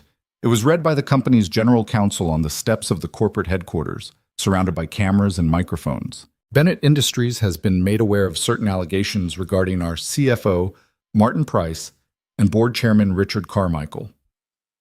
We take these allegations seriously and have launched an internal investigation. However, we want to be clear. The evidence of fraud committed by former CEO Arya Bennett remains overwhelming and irrefutable. The documents released yesterday do not change the fundamental facts of this case. Ms. Bennett used her position to embezzle hundreds of millions of dollars from this company, and she will be held accountable for her crimes. Any attempt to shift blame to other executives is a desperate distraction from her guilt." The statement was carefully worded, legally precise, and completely infuriating. Arya watched it on the news, feeling her blood pressure spike with every word. They were doubling down. Instead of investigating Martin and Richard, they were protecting them. Her phone rang. A number she recognized, Martin Price, calling from his office line. She answered before she could think better of it. "Arya." His voice was strained. "We need to talk. I have nothing to say to you. Please, just listen. 5 minutes, that's all I'm asking. You set me up. You destroyed my life. What could you possibly say that I'd want to hear? It wasn't supposed to happen like this." He sounded genuinely distressed, which only made it worse. "I never wanted you to get hurt. You have to believe me." "I don't have to believe anything you say. You're a liar and a thief. I'm trying to help you. The statement today, that wasn't my call. Richard pushed it through over my objections. He wants to bury this, but He stopped. "Meet me. Tonight. There's a park near your old apartment, the one with the fountain, 10 o'clock. I'll tell you everything." "So you can have me arrested? So you can finish what you started? So I can give you what you need to prove your innocence?" His voice dropped to barely above a whisper. "I kept records. Insurance, in case Richard ever turned on me. I have evidence that shows exactly what happened, who planned it, who executed it, everything you need to clear your name." Arya's heart was pounding. "Why would you help me now?" "Because this has gone too far. Because I didn't sign up for threatening you or trying to send you to prison for 30 years. Because..." His voice broke. Because I'm sorry, Arya, for whatever that's worth. The line went dead. Arya sat frozen, the phone still pressed to her ear. It could be a trap, probably was a trap. Martin had lied to her for 18 months. Why would he suddenly develop a conscience now? But what if he was telling the truth?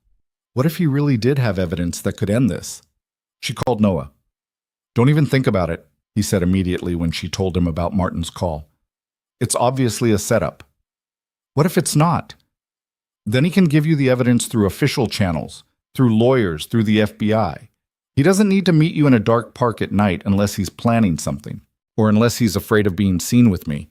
If Richard finds out Martin's talking to me, he'll bury him too. Arya, listen to yourself. You're rationalizing. You want to believe Martin has evidence because you're desperate for a way out of this. But meeting him alone in a park is how people get hurt. Then come with me. We'll both go. If it's a trap, we'll see it coming. Noah was quiet for a long time. I don't like this.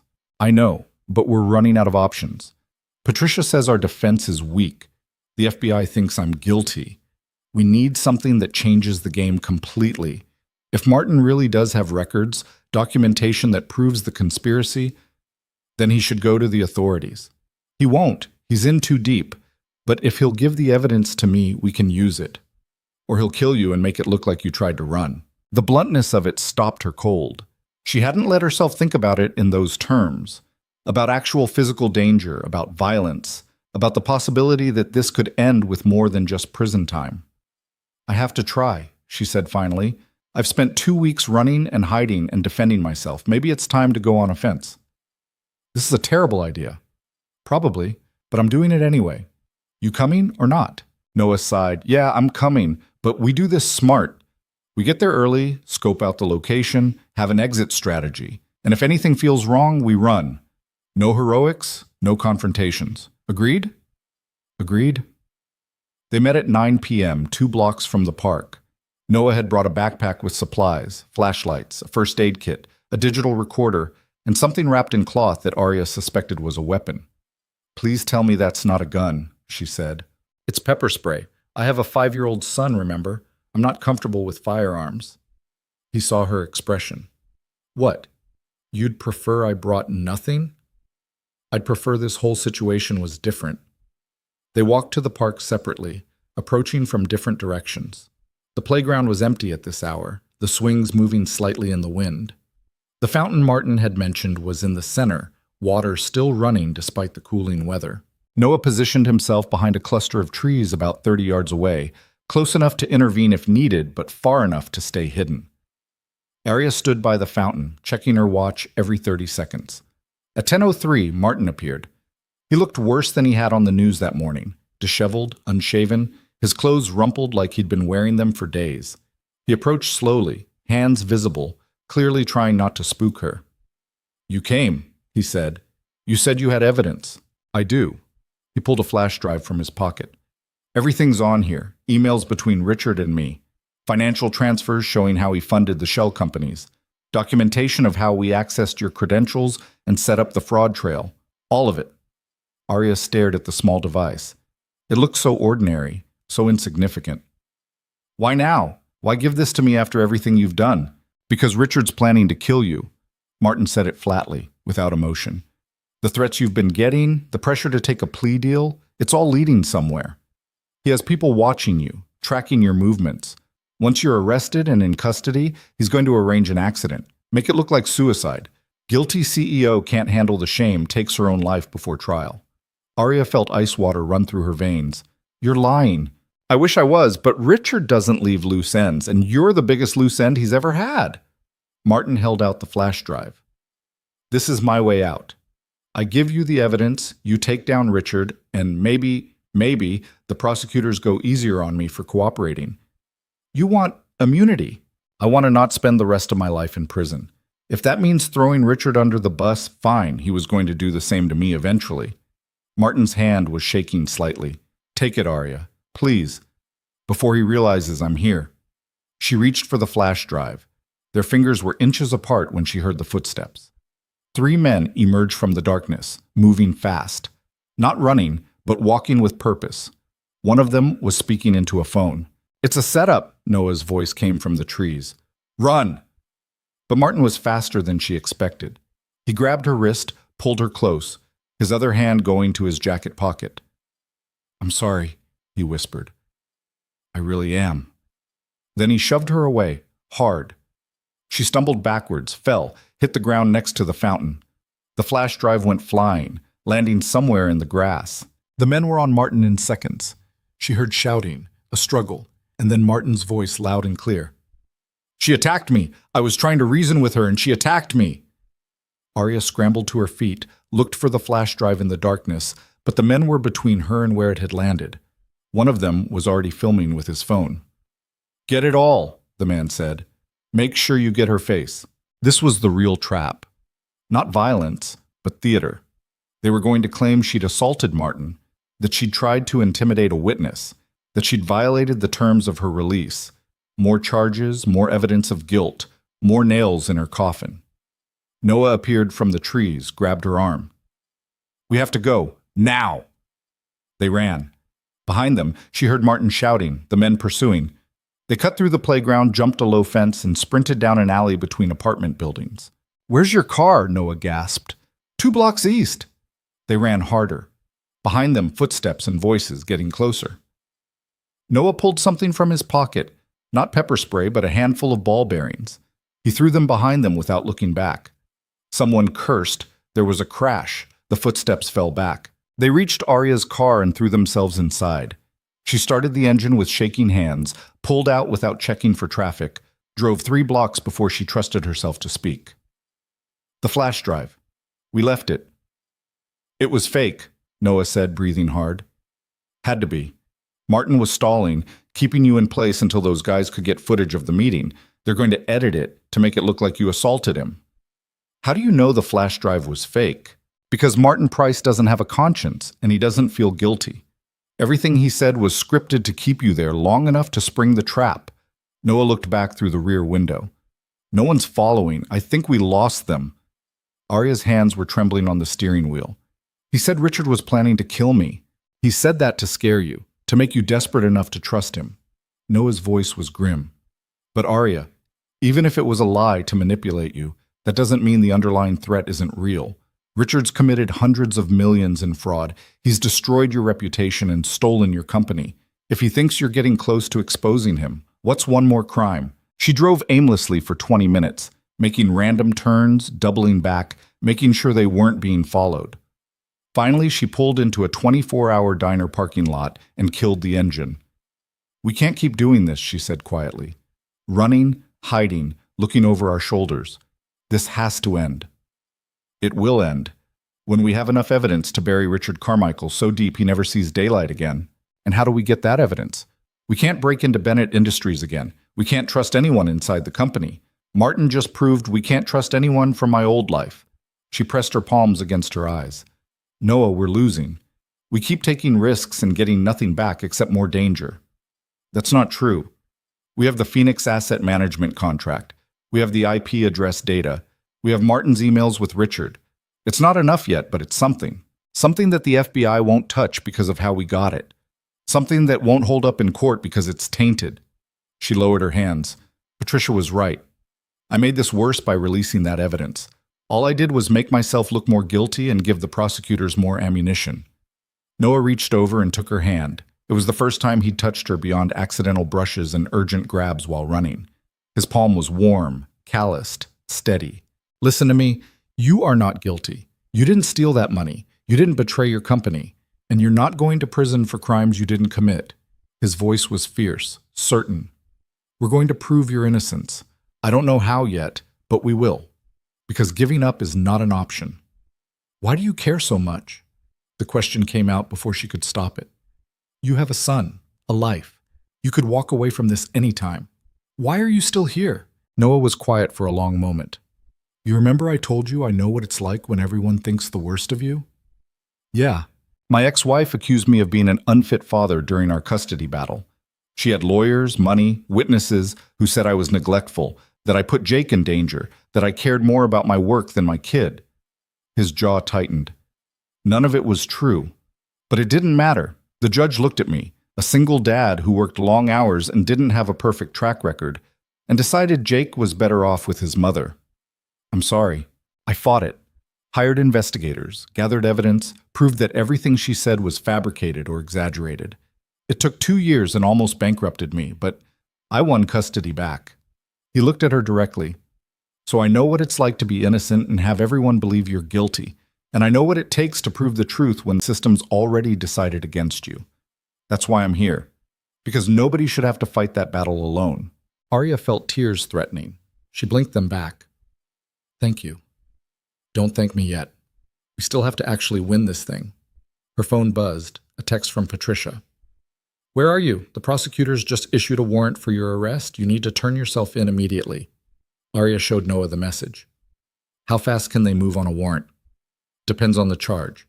If they're claiming you assaulted Martin, they could have it executed tonight. Then we don't go back to Patricia's apartment. They'll be waiting there. Where do we go? Noah thought for a moment. I have a friend, owes me a favor, lives in Evanston.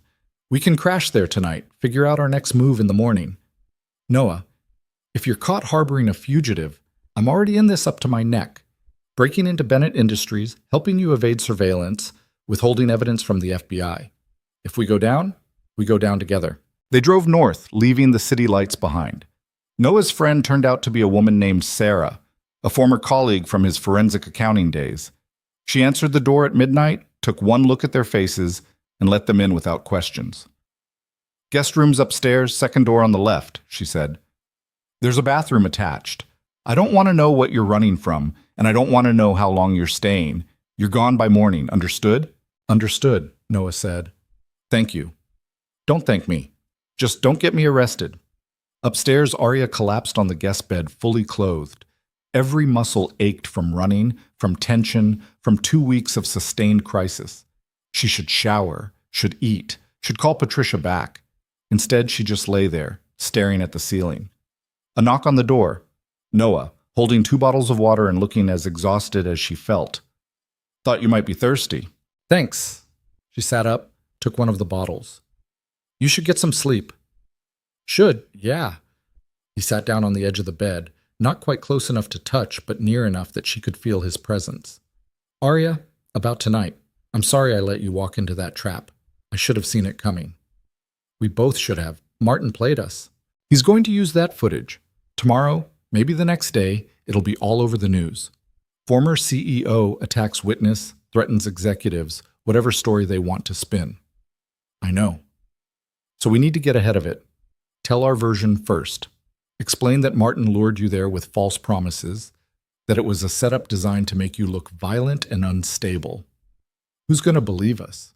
People who are already questioning the official story. People who saw the evidence we released and started having doubts. Noah shifted slightly. We're not going to convince everyone. But we don't need to convince everyone. We just need to convince enough people that the prosecutors can't ignore the alternative theory. Arya took a drink of water, buying time to organize her thoughts.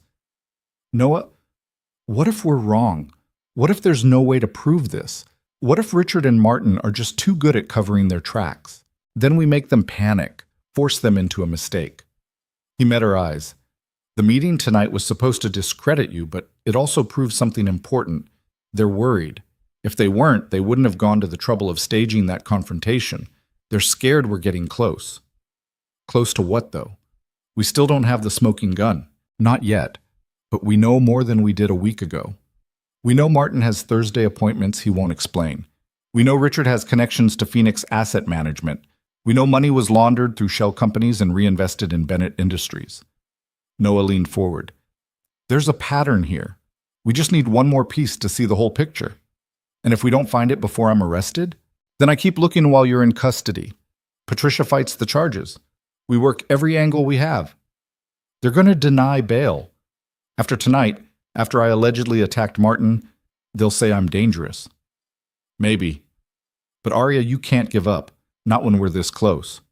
She wanted to believe him, wanted to trust that the truth would win, that justice would prevail, that somehow this nightmare would end with her vindication instead of her imprisonment. But she was tired, so tired of fighting, of running, of being afraid. What time is it? She asked. Noah checked his phone. Just after 1. We should sleep. You're right. We need to get ahead of whatever Martin's planning to release tomorrow. That means we need to be sharp. He stood up, moved toward the door, then hesitated. For what it's worth, I believe in you. I believe you're innocent, and I believe we're going to prove it. I hope you're right. I'm always right. Just ask my son. He'll tell you I'm annoyingly correct about everything. It was a weak attempt at humor, but Arya smiled anyway. Good night, Noah. Good night. She didn't sleep. Instead, she lay in the darkness and thought about everything that had happened since the first headlines had destroyed her life. The betrayals, the accusations, the slow unraveling of everything she'd built. Somewhere in the past 2 weeks, she'd stopped thinking about Bennett Industries as her company and started thinking about it as the thing that had been stolen from her. But maybe that was the wrong way to look at it. Maybe the company didn't matter anymore. What mattered was the truth. What mattered was making sure Richard and Martin didn't win. At 3 a.m., unable to lie still any longer, she got up and went downstairs. The house was dark and quiet. She found Noah in the kitchen, his laptop open, surrounded by papers and empty coffee cups. Couldn't sleep either? She asked. Sleep is for people who aren't trying to solve financial conspiracies. He gestured to the screen. I've been going through Richard Carmichael's public financial disclosures, the ones he has to file as a board member of multiple companies. Find anything? Maybe. Look at this. He turned the laptop toward her. Richard sits on the board of Bennett Industries, obviously, but he also sits on the boards of 4 other companies. And over the past 3 years, every single one of them has hired the same IT security vendor. Phoenix Asset Management? Before they dissolved? Yes. And after they dissolved, guess what vendor they all switched to? Arya looked at the screen. Cascade Financial Group, which is one of the shell companies used to launder the money stolen from Bennett Industries.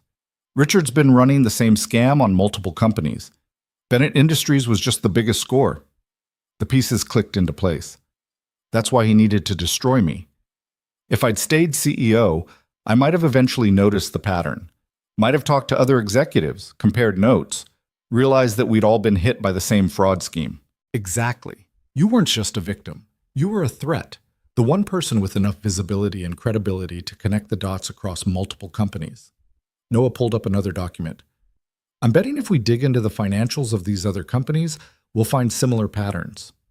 Unauthorized transfers, shell companies, money being siphoned off in ways that look legitimate until you know what to look for. Can we prove it? Not without accessing their confidential financial records, which we definitely can't do legally. Noah closed the laptop. But we can make the connection public. Force an investigation. Once the SEC starts looking at Richard's involvement with multiple companies that all use the same fraudulent vendor, they'll have to take it seriously. And if they don't, then we make enough noise that they can't ignore it. Tomorrow morning, we contact every business reporter we can find. We lay out the pattern, show them the connections, make it impossible for them to dismiss this as just one company's fraud case. Arya felt something shift in her chest. Not quite hope, but the absence of hopelessness. They had a strategy. A real one, not just desperate scrambling. Okay, she said. Let's do it. They spent the next 3 hours preparing. Noah compiled the data into a presentation highlighting the connections between Richard, Phoenix Asset Management, and the multiple companies involved. Arya drafted a statement explaining her innocence and the conspiracy she'd uncovered. They cross-referenced every claim, double-checked every fact, made sure nothing could be easily dismissed or debunked. At 6 a.m., Sarah came downstairs, saw them still working, and sighed. You said you'd be gone by morning. We will be, Noah promised. Just give us another hour. 1 hour, then I want you out of my house and out of my life. At 6:47 a.m., the same time the first headlines had appeared 2 weeks ago, they started sending out their presentation. Business reporters, investigative journalists, financial analysts, anyone with a platform and an interest in corporate fraud. 27 emails in total, each one carefully personalized, but carrying the same essential message. Richard Carmichael wasn't just a corrupt board member. He was a serial fraudster who'd been running the same scam on multiple companies for years. By 8 a.m., the first responses started coming in. Most were polite rejections or requests for more information. But 3 reporters, 2 from major business publications, and 1 from a financial news network, wanted to talk. They set up calls for later that day. Noah handled the logistics while Arya paced the small guest room, rehearsing what she'd say, how she'd present herself, how to sound credible instead of desperate. At 9 a.m., her phone rang. Patricia Chen, her voice tight with barely controlled fury. "Where are you?" "Somewhere safe. The warrant for your arrest was executed at my apartment this morning. The FBI showed up with a dozen agents. They tore the place apart looking for you." Patricia took a breath, making everything worse. "I can't. Not yet. I'm so close to proving—" "You're close to spending the rest of your life in prison. Running from an arrest warrant is a federal crime. Every hour you're not in custody is another charge they can bring against you." "I know. But if I turn myself in now, they'll bury me. No bail, no contact with the outside world, no way to investigate. Richard wins." "Richard's already won," Patricia's voice cracked. "Arya, please, I'm your lawyer. I'm trying to help you, but I can't do that if you won't listen to me." "I'm sorry, but I need more time." "You don't have more time. They're putting out a BOLO. Be on the lookout to every law enforcement agency in the state. Traffic cameras, license plate readers, facial recognition. They will find you. And when they do, you'll be facing so many charges that even if you're innocent of the original fraud, you'll still spend years in prison." Arya closed her eyes. Patricia was right. Every rational part of her brain knew Patricia was right. But the irrational part, the part that had built a company from nothing, that had fought her way through a male-dominated industry, that had refused to accept defeat even when everyone said she should, that part wasn't ready to surrender. "I'll turn myself in tomorrow," she said. "After the interviews. After we go public with the new evidence. Give me 24 hours. "Arya, 24 hours, Patricia. That's all I'm asking." She hung up before her lawyer could argue further. Noah was standing in the doorway, his expression unreadable. "You know she's right." "I know." "And you're doing this anyway." "I'm doing this anyway." He nodded slowly. "Okay. Then we'd better make these interviews count, because after tomorrow, you might not get another chance." The first interview was at noon, conducted over a video call with a reporter from the Wall Street Journal. Her name was Jennifer Martinez, and she had that particular intensity that came from years of investigating corporate malfeasance. "Ms. Bennett, you're asking me to believe that a respected venture capitalist orchestrated a multi-company fraud scheme spanning several years. Those are serious allegations. What proof do you have?" Arya, with Noah coaching off camera, walked her through the evidence methodically. The Phoenix Asset Management contracts, the connections to Cascade Financial Group, the pattern of the same vendors appearing across multiple companies where Richard served on the board, the IP address data showing Martin Price accessing her credentials from remote locations. Jennifer took notes, asked pointed questions, pushed back on weak points in the narrative. After 40 minutes, she sat back and crossed her arms. "This is compelling, I'll admit that. But here's my problem. Most of this evidence was obtained through legally questionable means. The FBI's already announced they're investigating you for computer fraud. How do I write a story that relies on data you may have stolen?" "The data is real," Noah interjected. "The source doesn't change the facts. The source absolutely changes whether I can publish it." Jennifer looked directly at the camera. "Ms. Bennett, I want to help you. I've covered enough corporate fraud cases to know that the guilty parties are usually the ones in power, not the ones being destroyed by the media. But I need something that can stand up to scrutiny. Something that doesn't involve breaking into your former company's servers." "What about the public disclosures?" Arya pulled up the documents they'd compiled. "Richard Carmichael's board positions, the vendor contracts, all of that is public record. You can verify it independently." "I can. And I will. But public records showing a pattern isn't the same as proof of fraud." Jennifer leaned forward. "Here's what I'm willing to do. I'll write a piece about the questions surrounding your case, the irregularities, the alternative theory, the possibility that you were framed. I won't declare your innocence, but I'll cast enough doubt that other outlets will start paying attention. Fair?" It wasn't everything Arya wanted, but it was something. Fair. The second interview was with a financial news network recorded for broadcast that evening. The reporter was less sympathetic, more focused on the drama than the details. Arya found herself getting defensive, her answers shorter and sharper.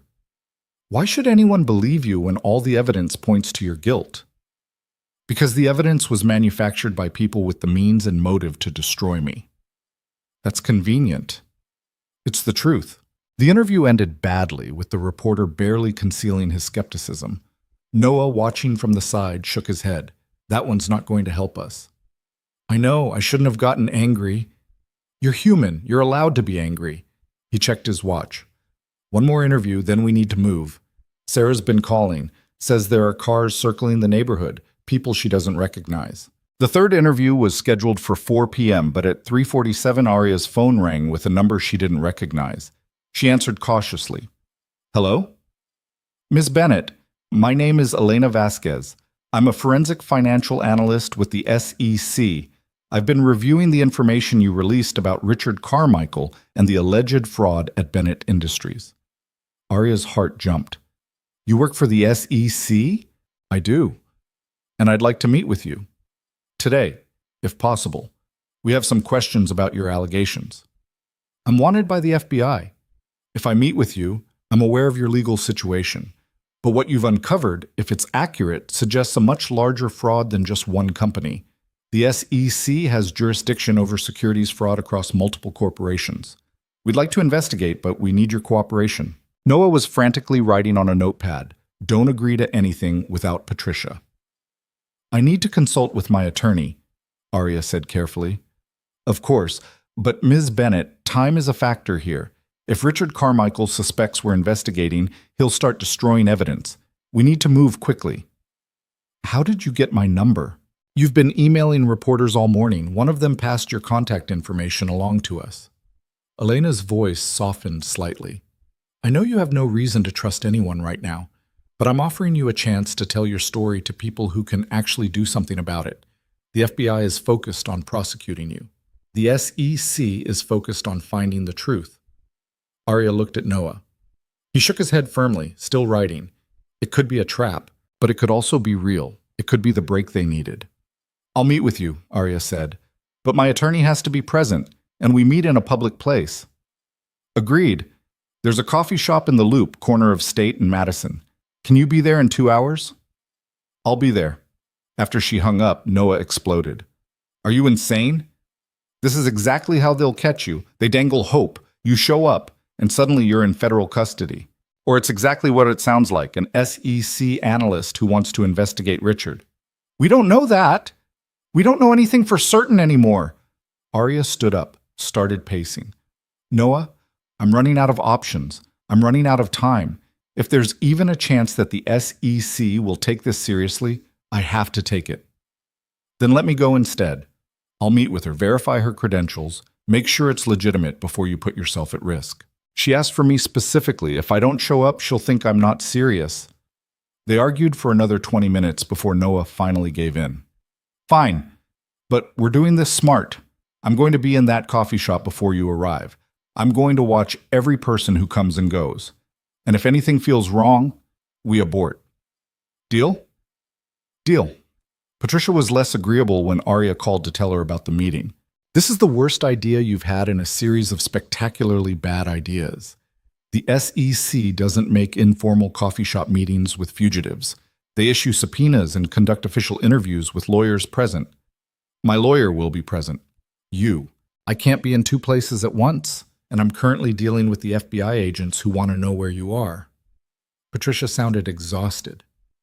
Aria, I'm begging you. Turn yourself in. Let me negotiate your surrender. We can probably get you processed quickly, maybe even get a bail hearing scheduled for tomorrow.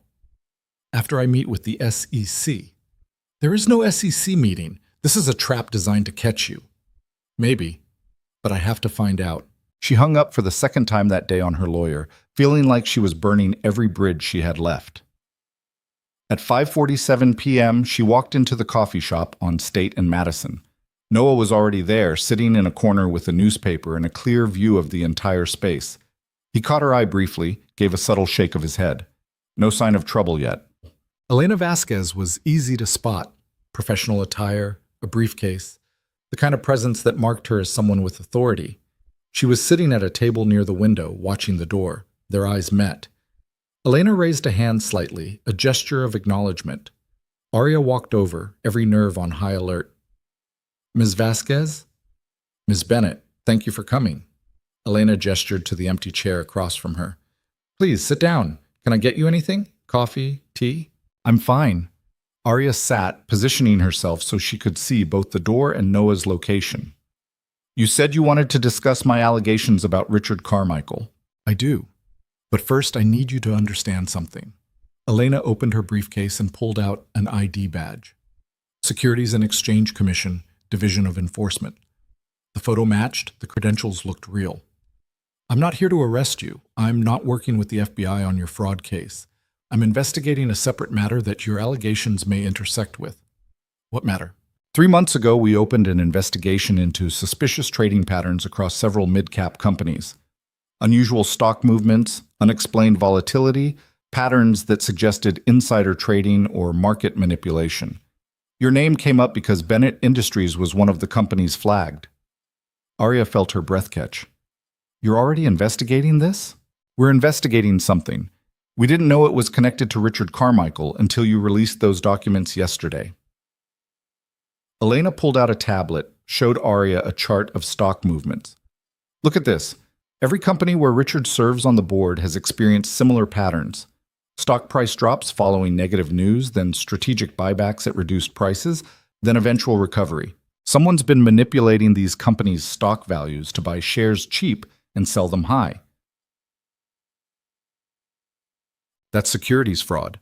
Yes, and if we can prove Richard orchestrated it, he's looking at decades in federal prison.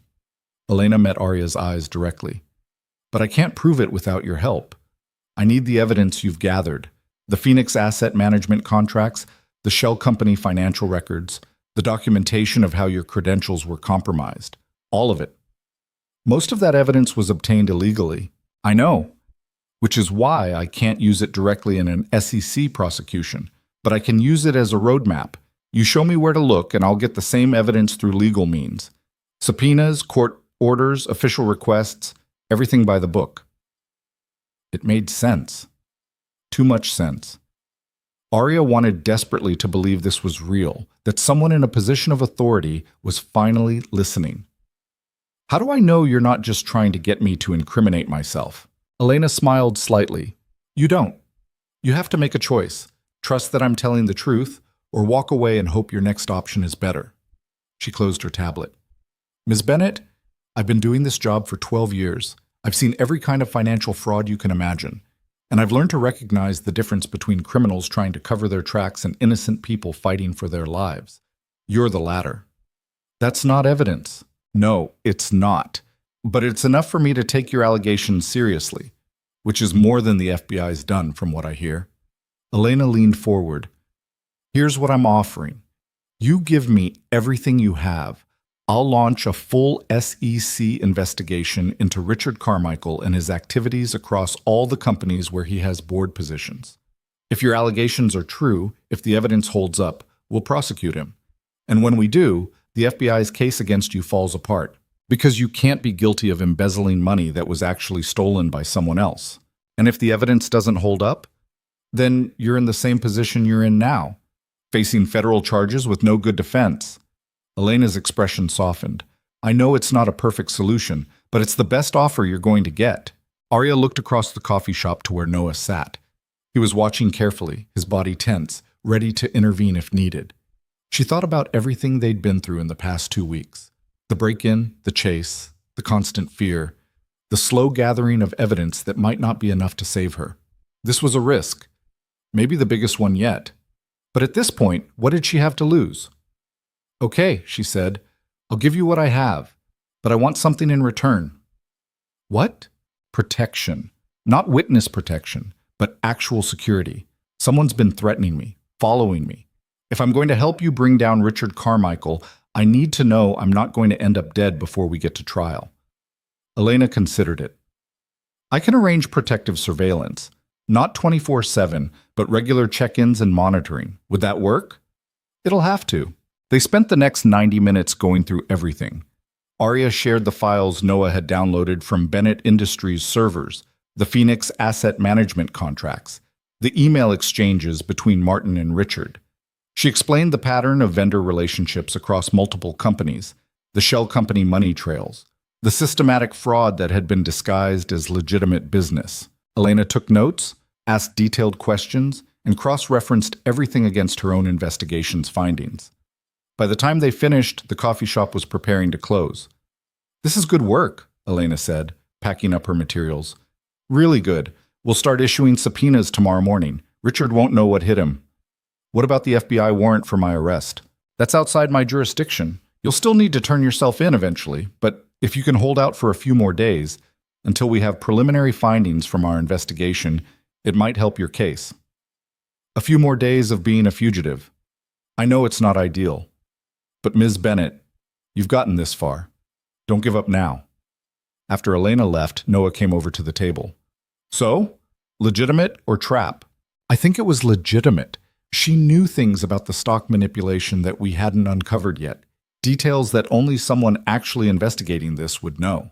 "That's good." Noah sat down heavily. "Because I was about 10 seconds away from tackling her if she tried to arrest you." "My hero." Arya smiled despite everything. "What now?" "Now we find somewhere to sleep that isn't Sarah's house, since we've definitely overstayed our welcome there. Tomorrow we wait to see if the SEC actually follows through. And we hope that Richard doesn't realize we're closing in until it's too late." They left the coffee shop separately, met 3 blocks away, and walked toward the train station. The evening air was cool, the city settling into its nighttime rhythm. For the first time in weeks, Arya felt like maybe, possibly, they had a chance. That feeling lasted exactly 3 more blocks. They heard the footsteps before they saw the people. 3 men, walking fast, coming up behind them. Noah grabbed Arya's arm, pulled her into a run. Behind them, the footsteps accelerated. Not police. Police would have announced themselves. These were the same kind of people who'd ambushed them at the park. Richard's people. They ran through the crowds, dodging pedestrians and street vendors. One of the men was shouting into a phone, coordinating. This wasn't random. They'd been waiting, watching for Arya to emerge from the coffee shop. The meeting with Elena had been compromised before it even started. Noah pulled her down a side street, then into an alley. They climbed a fire escape, crossed a roof, dropped down into a different alley on the other side. The footsteps fell back, but Arya could still hear voices echoing through the urban canyon. They made it to the train station, merged into a crowd of commuters, and boarded the first train that arrived. Only when the doors closed and the train started moving did Arya let herself breathe. "They knew where we'd be," she said, keeping her voice low. "How did they know?" Noah's face was grim. "Either Elena told them, or they've been tracking your phone this whole time despite all our precautions." "You think Elena set us up?" "I think we can't trust anyone. Not completely. Not until this is over." The train rattled through the tunnel, carrying them away from the coffee shop, away from the chase, away from whatever trap had been waiting. Arya leaned against the window, watching the darkness flash by, and realized that Noah was right. They were truly alone in this now. Every ally was potentially a threat. Every offered hand might be pulling them toward disaster instead of salvation. And somewhere in the city, Richard Carmichael was planning his next move, confident that he'd already won. But he hadn't won yet. Not while Arya was still free, still fighting, still refusing to accept the narrative he'd built around her guilt. Tomorrow, the SEC would begin its investigation. Tomorrow, the walls might finally start closing in on Richard instead of her. Tomorrow, everything might change. She just had to survive until then. They spent the night in a motel on the outskirts of the city, the kind of place that didn't ask for ID and accepted cash. Noah had insisted on 2 rooms, but Arya couldn't shake the feeling that walls wouldn't protect them from whatever was coming. She sat on the edge of the sagging mattress, phone in hand, watching the news coverage of her own manhunt. The footage from the park meeting with Martin had been released exactly as Noah predicted, but it had been edited so carefully that Arya barely recognized herself. The video showed her approaching Martin aggressively, shouting something the audio didn't capture, then lunging at him before the camera cut away. The narrative was clear. Violent, unstable CEO attacks former colleague in desperate attempt to intimidate witnesses. Former executive Arya Bennett, already facing federal fraud charges, is now wanted for assault, the anchor said with that particular blend of concern and excitement that TV news had perfected. Authorities warn she may be dangerous and should not be approached by the public. Dangerous. The word felt absurd and terrifying at the same time. Her phone buzzed. A text from Patricia. I can't help you if you won't help yourself. Please, Arya, turn yourself in before this gets worse. Before it gets worse. As if there was somewhere lower to fall. A knock on the adjoining door between the rooms. Noah's voice, quiet but urgent. You awake? She opened the door. He was still fully dressed, his laptop bag slung over his shoulder. We need to leave. Now. What happened? Elena Vasquez doesn't exist. At least, not as an SEC analyst. He held up his phone, showing a search result. I've been digging since we got here. There's no Elena Vasquez in the SEC's Division of Enforcement. The ID badge she showed you was fake. Good fake, but fake. Arya felt the floor tilt. Then who was she? Someone working for Richard, would be my guess. The whole meeting was designed to find out what evidence we had and where we were staying. That's why those men were waiting when we left. They knew exactly where to look. But she knew things about the stock manipulation investigation. Details that could have been fed to her by someone with actual SEC connections. Or she could have made it up based on publicly available stock data. Either way, we gave her everything. Every piece of evidence we had, she now knows about. Noah's jaw was tight. We've been played again. Arya grabbed her jacket, her few possessions. Where do we go? Out of Chicago. We've been circling the same neighborhoods for 2 weeks. They know this territory better than we do. We need to get somewhere they won't expect. Like where? I have a cabin.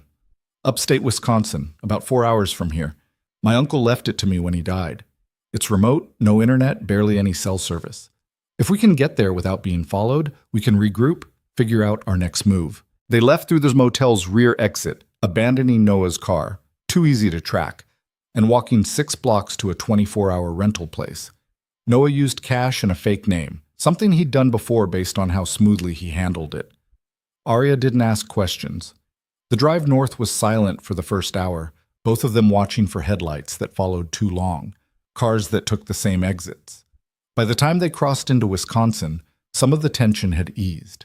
Tell me about your son, Arya said, needing to think about something other than the disaster their investigation had become. Noah glanced at her, surprised. Jake? He's 5. Obsessed with dinosaurs and anything that involves making a mess. Probably eating cereal for dinner right now because his mother can't cook to save her life. You miss him. Every day. But he's safer with her right now. If Richard's people came after me through Jake, he didn't finish the sentence, didn't need to. I'm sorry for dragging you into this, for putting your relationship with your son at risk. You didn't drag me anywhere. I chose this. Noah's hands tightened on the steering wheel. When I won custody of Jake, I promised myself I'd never let him grow up thinking the world was a place where powerful people always win and regular people just have to accept it. This case, helping you, it's about keeping that promise. That's a lot of weight to put on one fraud investigation. Maybe. But if we pull this off, if we actually take down Richard Carmichael and prove you're innocent, then I get to tell Jake that sometimes the good guys win, that standing up for what's right actually matters. And if we don't pull it off? Noah was quiet for a long moment. Then I get to tell him I tried, which is better than the alternative. They arrived at the cabin around 4 a.m. It was exactly as Noah had described, isolated, surrounded by trees, a dirt road the only access point. The interior was dusty and cold, but there was running water and a wood stove. Noah got a fire going while Arya explored the small space. 2 bedrooms, a kitchen that looked frozen in 1987, a living room with furniture that had seen better decades. It's not much, Noah said, but it's off the grid. No way to track us here unless they physically follow us, and we were careful. Arya sat on the ancient couch, feeling exhaustion catch up with her all at once. What do we do now? We gave everything to a fake SEC agent. Richard knows what evidence we have. He'll be scrubbing his tracks, covering his connections, making sure nothing we found can be used against him. Not necessarily. He knows we have evidence, but he doesn't know what we've done with it. For all he knows, we made copies, sent files to journalists, uploaded everything to cloud storage. Noah sat across from her. And here's the thing. We did send it to journalists. Jennifer Martinez at the Wall Street Journal has everything. Even if Richard tries to cover his tracks now, she's already digging into it independently.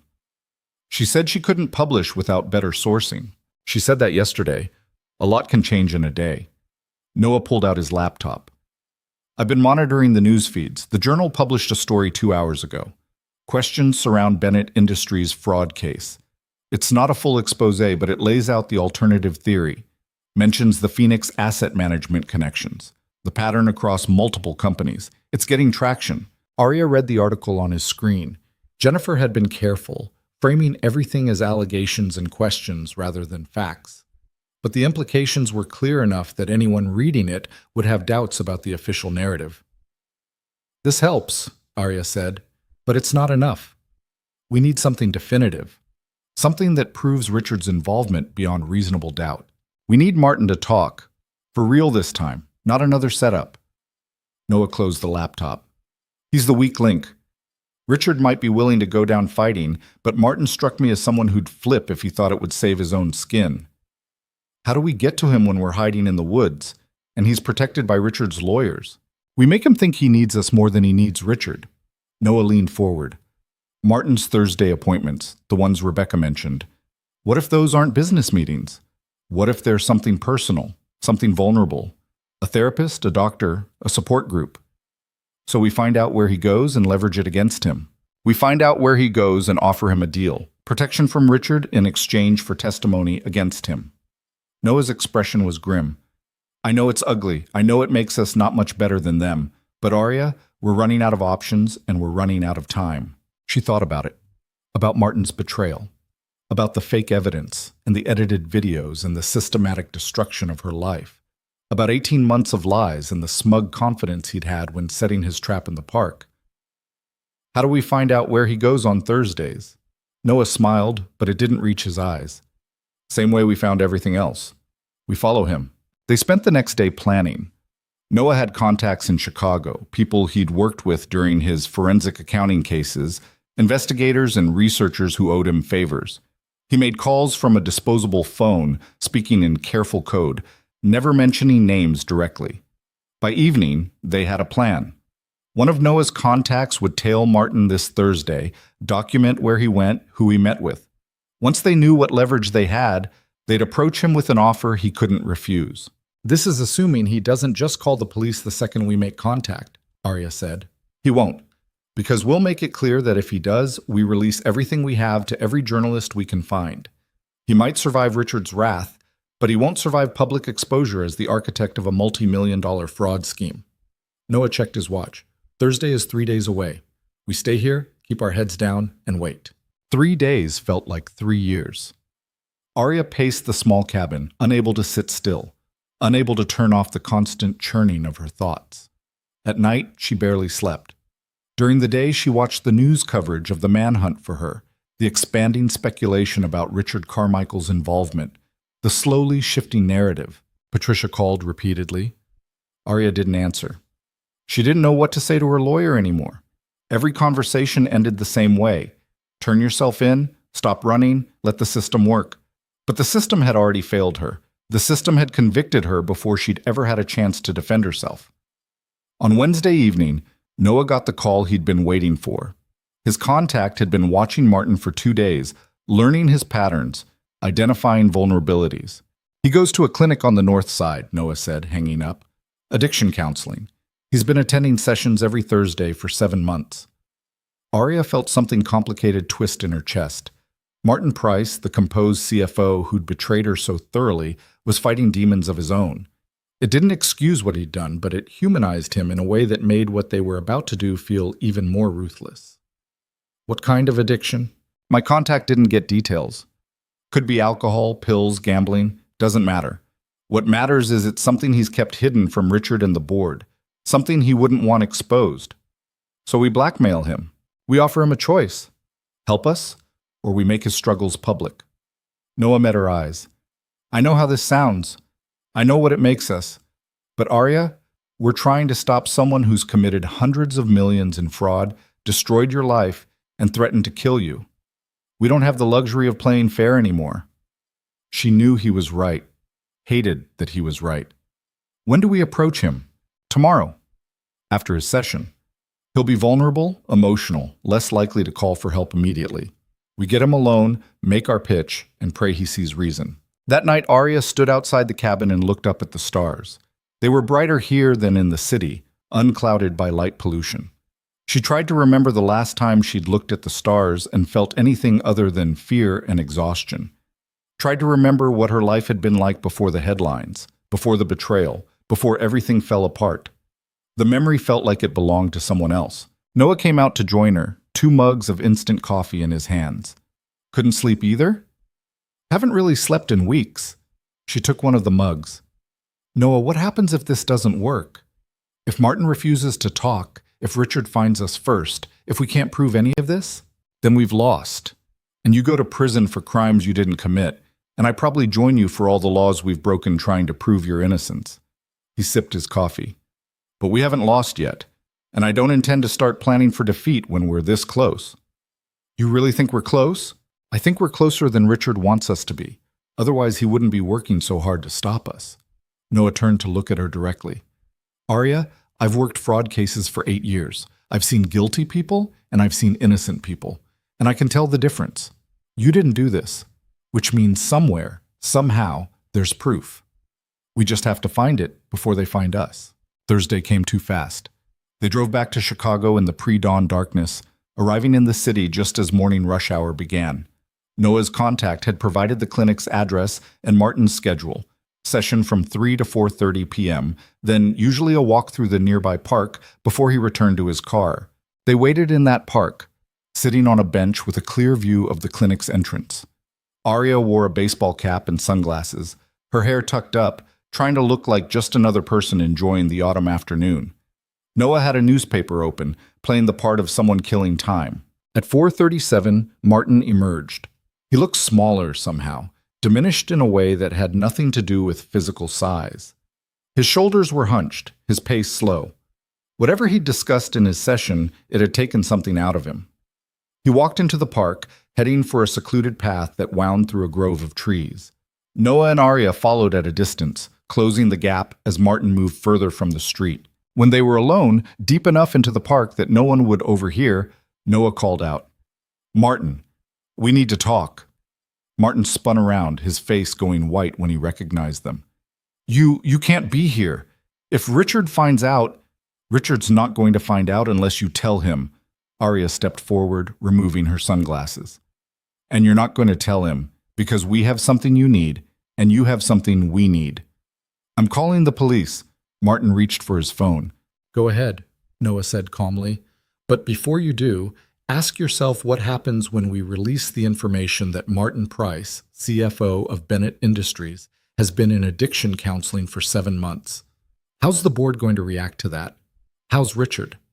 Martin's hand froze. "You wouldn't." "We would. We will, unless you give us a reason not to."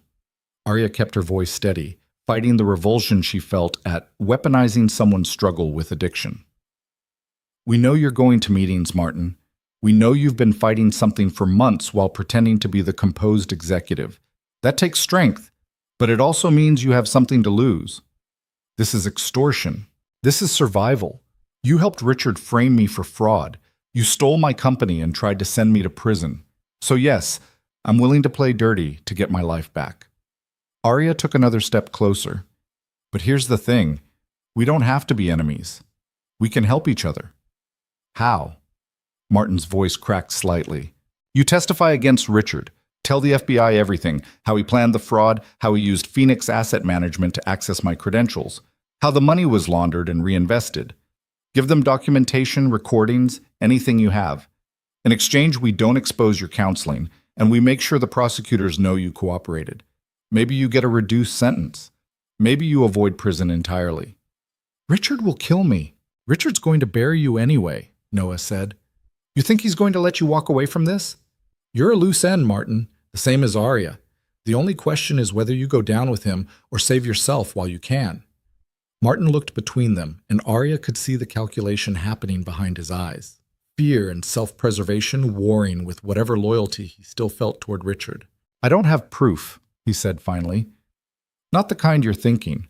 Richard's too careful. Everything was verbal, nothing in writing that directly implicates him." "Then wear a wire.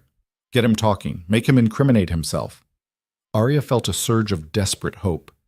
"You said yourself Richard's planning something, that he wanted me dead before trial. Get him to say it on tape. and we have everything we need. You're asking me to risk my life. We're offering you a chance to save it. Noah pulled out a burner phone.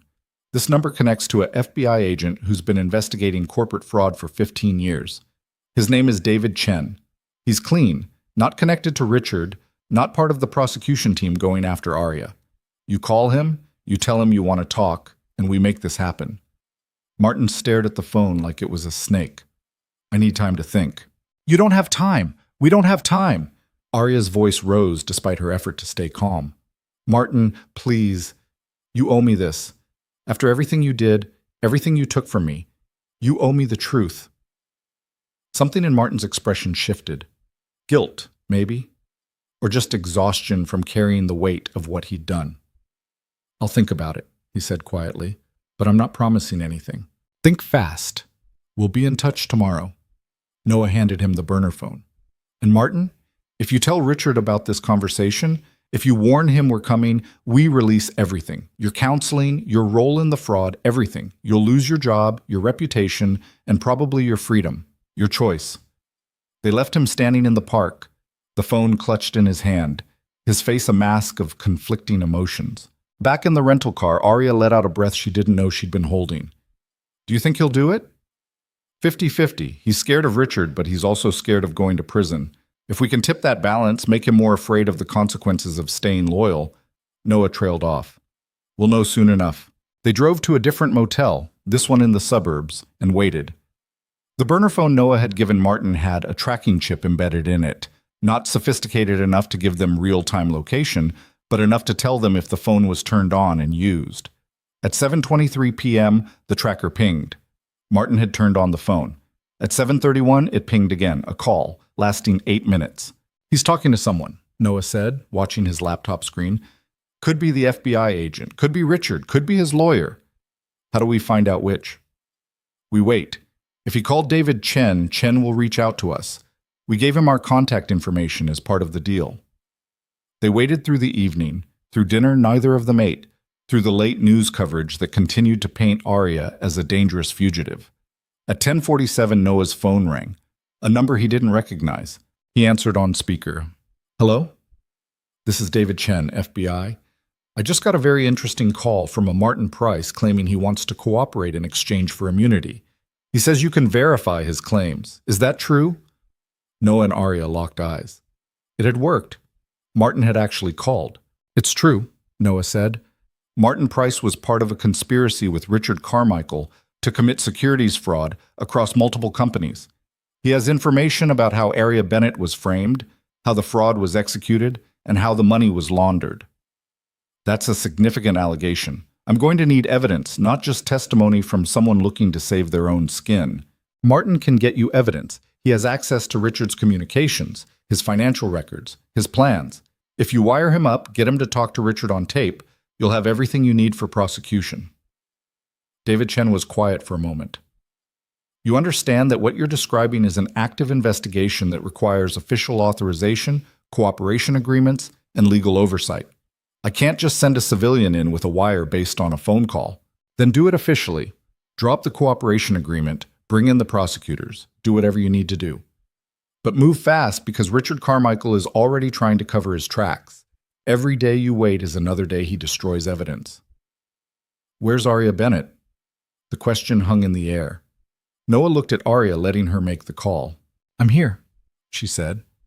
I'm willing to turn myself in if it helps move this investigation forward, but I want guarantees, I want protection from Richard's people, and I want Martin's cooperation formalized before I walk into FBI custody.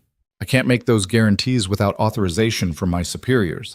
But I can tell you this, if Martin Price's information is credible, if he can provide evidence of the conspiracy you're alleging, it changes everything.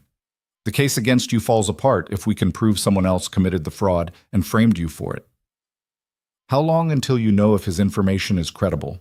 Give me 48 hours, I'll debrief Martin, verify what he's claiming, and determine if we can move forward with a cooperation agreement. In the meantime, Ms. Bennett, I strongly suggest you find a safe place to stay. The warrant for your arrest is still active, and I can't protect you from local law enforcement if they locate you. Understood. After the call ended, Arya and Noah sat in silence for a long moment. This is it. Arya said finally. This is the break we needed. Maybe. If Martin doesn't get cold feet. If Richard doesn't find out. If the FBI actually follows through. Noah ran his hands through his hair. There are a lot of ifs still in play. But it's more than we had yesterday. Yeah, it is. They spent the next 2 days in the motel room, barely leaving except for food. Noah monitored the news obsessively, watching for any sign that Richard knew Martin had flipped. Arya tried to prepare herself for what came next: arrest, jail, the possibility that even with Martin's cooperation, she might not be vindicated. On the second day, David Chen called again. We have a cooperation agreement with Martin Price. He's provided preliminary information that corroborates your version of events. Documents showing Richard Carmichael's involvement with Phoenix Asset Management, communication records between them discussing the fraud scheme, financial transfers that support the money laundering allegations. Arya felt tears burning behind her eyes. So you believe me? I believe there's enough evidence to warrant a full investigation into Richard Carmichael and to reconsider the charges against you. The U.S. Attorney's Office is reviewing everything now. They'll make a determination about whether to proceed with your prosecution or drop the charges. How long? Could be days, could be weeks. The system moves slowly, even when we have good evidence. Chen's voice softened slightly. Ms. Bennett, I know this has been hell for you. I've read your file, seen what you've been through. For what it's worth, I think you got a raw deal, and I'm going to do everything I can to make this right. Thank you, Arya whispered. In the meantime, Martin's agreed to wear a wire when he meets with Richard tomorrow. We're setting it up now. If we can get Richard to incriminate himself on tape, discussing the fraud or threatening Martin or anything that shows consciousness of guilt, it'll seal the case. What if Richard suspects something? Then we'll have to rely on the documentary evidence Martin's already provided. It's strong, but a recorded confession would be better. Chen paused. One more thing. We're going to need you to come in for an official interview, to go on the record with your account of what happened. Can you do that? Arya looked at Noah. He nodded. When? Tomorrow. 2 p.m., Federal Building in Chicago. Bring your lawyer. After the call, Arya sat on the motel bed and let herself cry for the first time since this nightmare began. Not tears of despair, but something closer to exhausted relief. It wasn't over yet, but for the first time, the ending might not be the one Richard had planned. Noah sat beside her, not touching, just present. We did it, she said through tears. We actually did it. Not yet. Richard's still free, and you're still wanted. But we're close. Closer than I thought we'd get when I showed up at your door 3 weeks ago. Has it only been 3 weeks? Feels like a lifetime. Feels like 3 lifetimes. Noah smiled slightly. But if we pull this off, if we actually take down Richard Carmichael and clear your name, it'll be worth every terrible moment. And if we don't? Then we'll have tried, which is more than most people can say. That evening, Arya called Patricia for the first time in days. I'm turning myself in tomorrow, she said before her lawyer could start lecturing. 2 p.m. at the Federal Building. The FBI wants to interview me officially.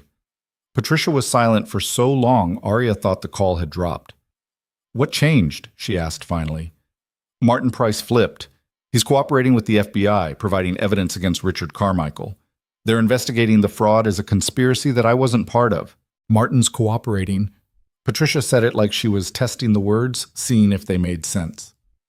Arya, do you understand what this means? If Martin testifies that you weren't involved, if the FBI finds evidence that you were framed, they might drop the charges. They will drop the charges. They have to. Without evidence of your involvement, they have no case. Patricia's voice cracked slightly. You're going to be okay. After everything, you might actually be okay. I want you there tomorrow, when I turn myself in. I'll be there. And Arya? I'm sorry I doubted you. I'm sorry I pushed so hard for you to give up.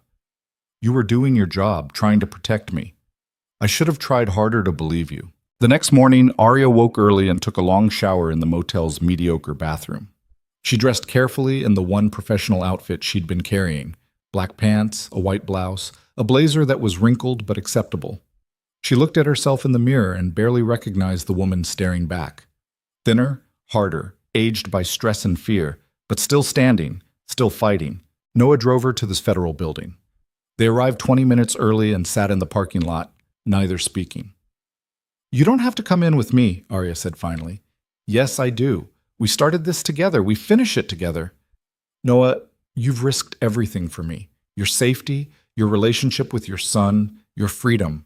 You don't owe me anything more. This isn't about owing. This is about... He stopped, searching for words. When I lost custody of Jake, when everyone believed my ex-wife's lies about me being a bad father, I felt like I was drowning, like the whole world had decided who I was, and nothing I said or did could change their minds. But I kept fighting because I had to, because the alternative was accepting a lie as truth. I know the feeling. So this case helping you, it's not just about proving your innocence. It's about proving that fighting matters, that you can stand up against people with more money and more power and more connections. And sometimes, if you're smart enough and stubborn enough and lucky enough, you can win. He looked at her directly. I need to see this through, for you, but also for me. And for Jake, so I can tell him someday that his dad did something that mattered. Arya reached over and took his hand. He squeezed back, and they sat like that for a moment. Two people who'd been through hell together and somehow come out the other side. Okay, she said, let's finish this.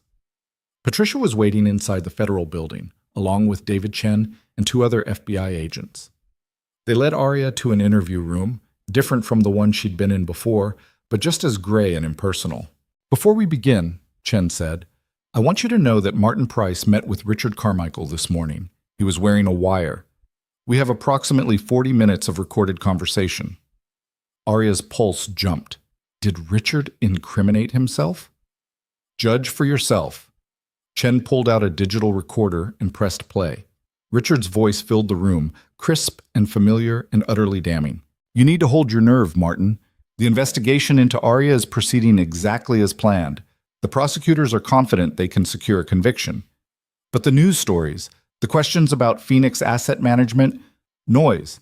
Nothing we can't handle. As long as you stick to the script, as long as you don't deviate from the plan, we're fine. And if Arya keeps digging, if she finds more evidence, she won't. We've covered our tracks too well. And if she gets too close, we'll handle it, permanently, if necessary. A pause. Then Martin's voice, shaky but determined. You're talking about killing her. I'm talking about protecting our interests, which includes making sure certain inconvenient people don't have the opportunity to testify. Richard's tone was casual, discussing murder like a minor business decision. Don't worry, Martin, you'll be insulated from it, just like you've been insulated from everything else. I never signed up for this. For fraud, yes. For stealing her company, fine, but not for killing people. You signed up for whatever it takes to win. That's how this game works. You think the money we've made came from playing nice? Richard's voice hardened. You're in too deep to develop a conscience now. So you're going to smile, you're going to cooperate with my lawyers, and you're going to keep your mouth shut. Because if you don't, I'll make sure you go down harder than Arya ever could. The recording continued, Richard laying out his plans to discredit Arya further, to pressure the prosecutors to move faster on charges, to eliminate any threat to his control of the companies he'd systematically looted. By the time it ended, Arya was shaking. Chen turned off the recorder. Richard Carmichael was arrested 2 hours ago. He's being charged with conspiracy to commit securities fraud, wire fraud, money laundering, and solicitation of murder. The evidence is overwhelming. He's not walking away from this. And Martin? He's cooperating fully. In exchange for his testimony, the prosecutors have agreed to reduce charges and a recommendation for minimum sentencing. He'll serve time, but not the decades he'd face otherwise. Arya closed her eyes, letting it sink in. It was over. Richard had been caught, his confession recorded, his conspiracy exposed. What about me? She asked. All charges against you are being dropped. The U.S. Attorney's Office has reviewed the evidence and determined that you were a victim of the fraud, not a perpetrator. Your name will be cleared, your assets unfrozen, your reputation restored as much as possible. Patricia was crying. Arya felt like she should be crying too, but instead she just felt numb. 3 weeks of running, hiding, fighting, and now it was over in a moment. One recording, one arrest, and everything changed. There will be a press conference this afternoon, Chen continued. The U.S. Attorney will announce the arrest and the exoneration. You're welcome to attend, though you're not required to. I'll be there, Arya said. I want everyone who called me a criminal to hear the truth. The press conference was held at 5 p.m., carried live on every major news network. The U.S. attorney stood at a podium, flanked by FBI agents, and delivered the statement that demolished Richard Carmichael's carefully constructed narrative. Today, we have arrested Richard Carmichael on multiple charges related to a sophisticated securities fraud scheme spanning several years and multiple corporations. Evidence shows that Mr. Carmichael, working with co-conspirator Martin Price, systematically defrauded companies of hundreds of millions of dollars while framing innocent executives for the crimes. Among those wrongly accused was Aria Bennett, former CEO of Bennett Industries. All charges against Ms. Bennett have been dropped, and we owe her an apology for the ordeal she's endured. The reporters erupted with questions, but Aria barely heard them. She stood at the back of the room with Noah, watching her vindication unfold in real time. "How does it feel?"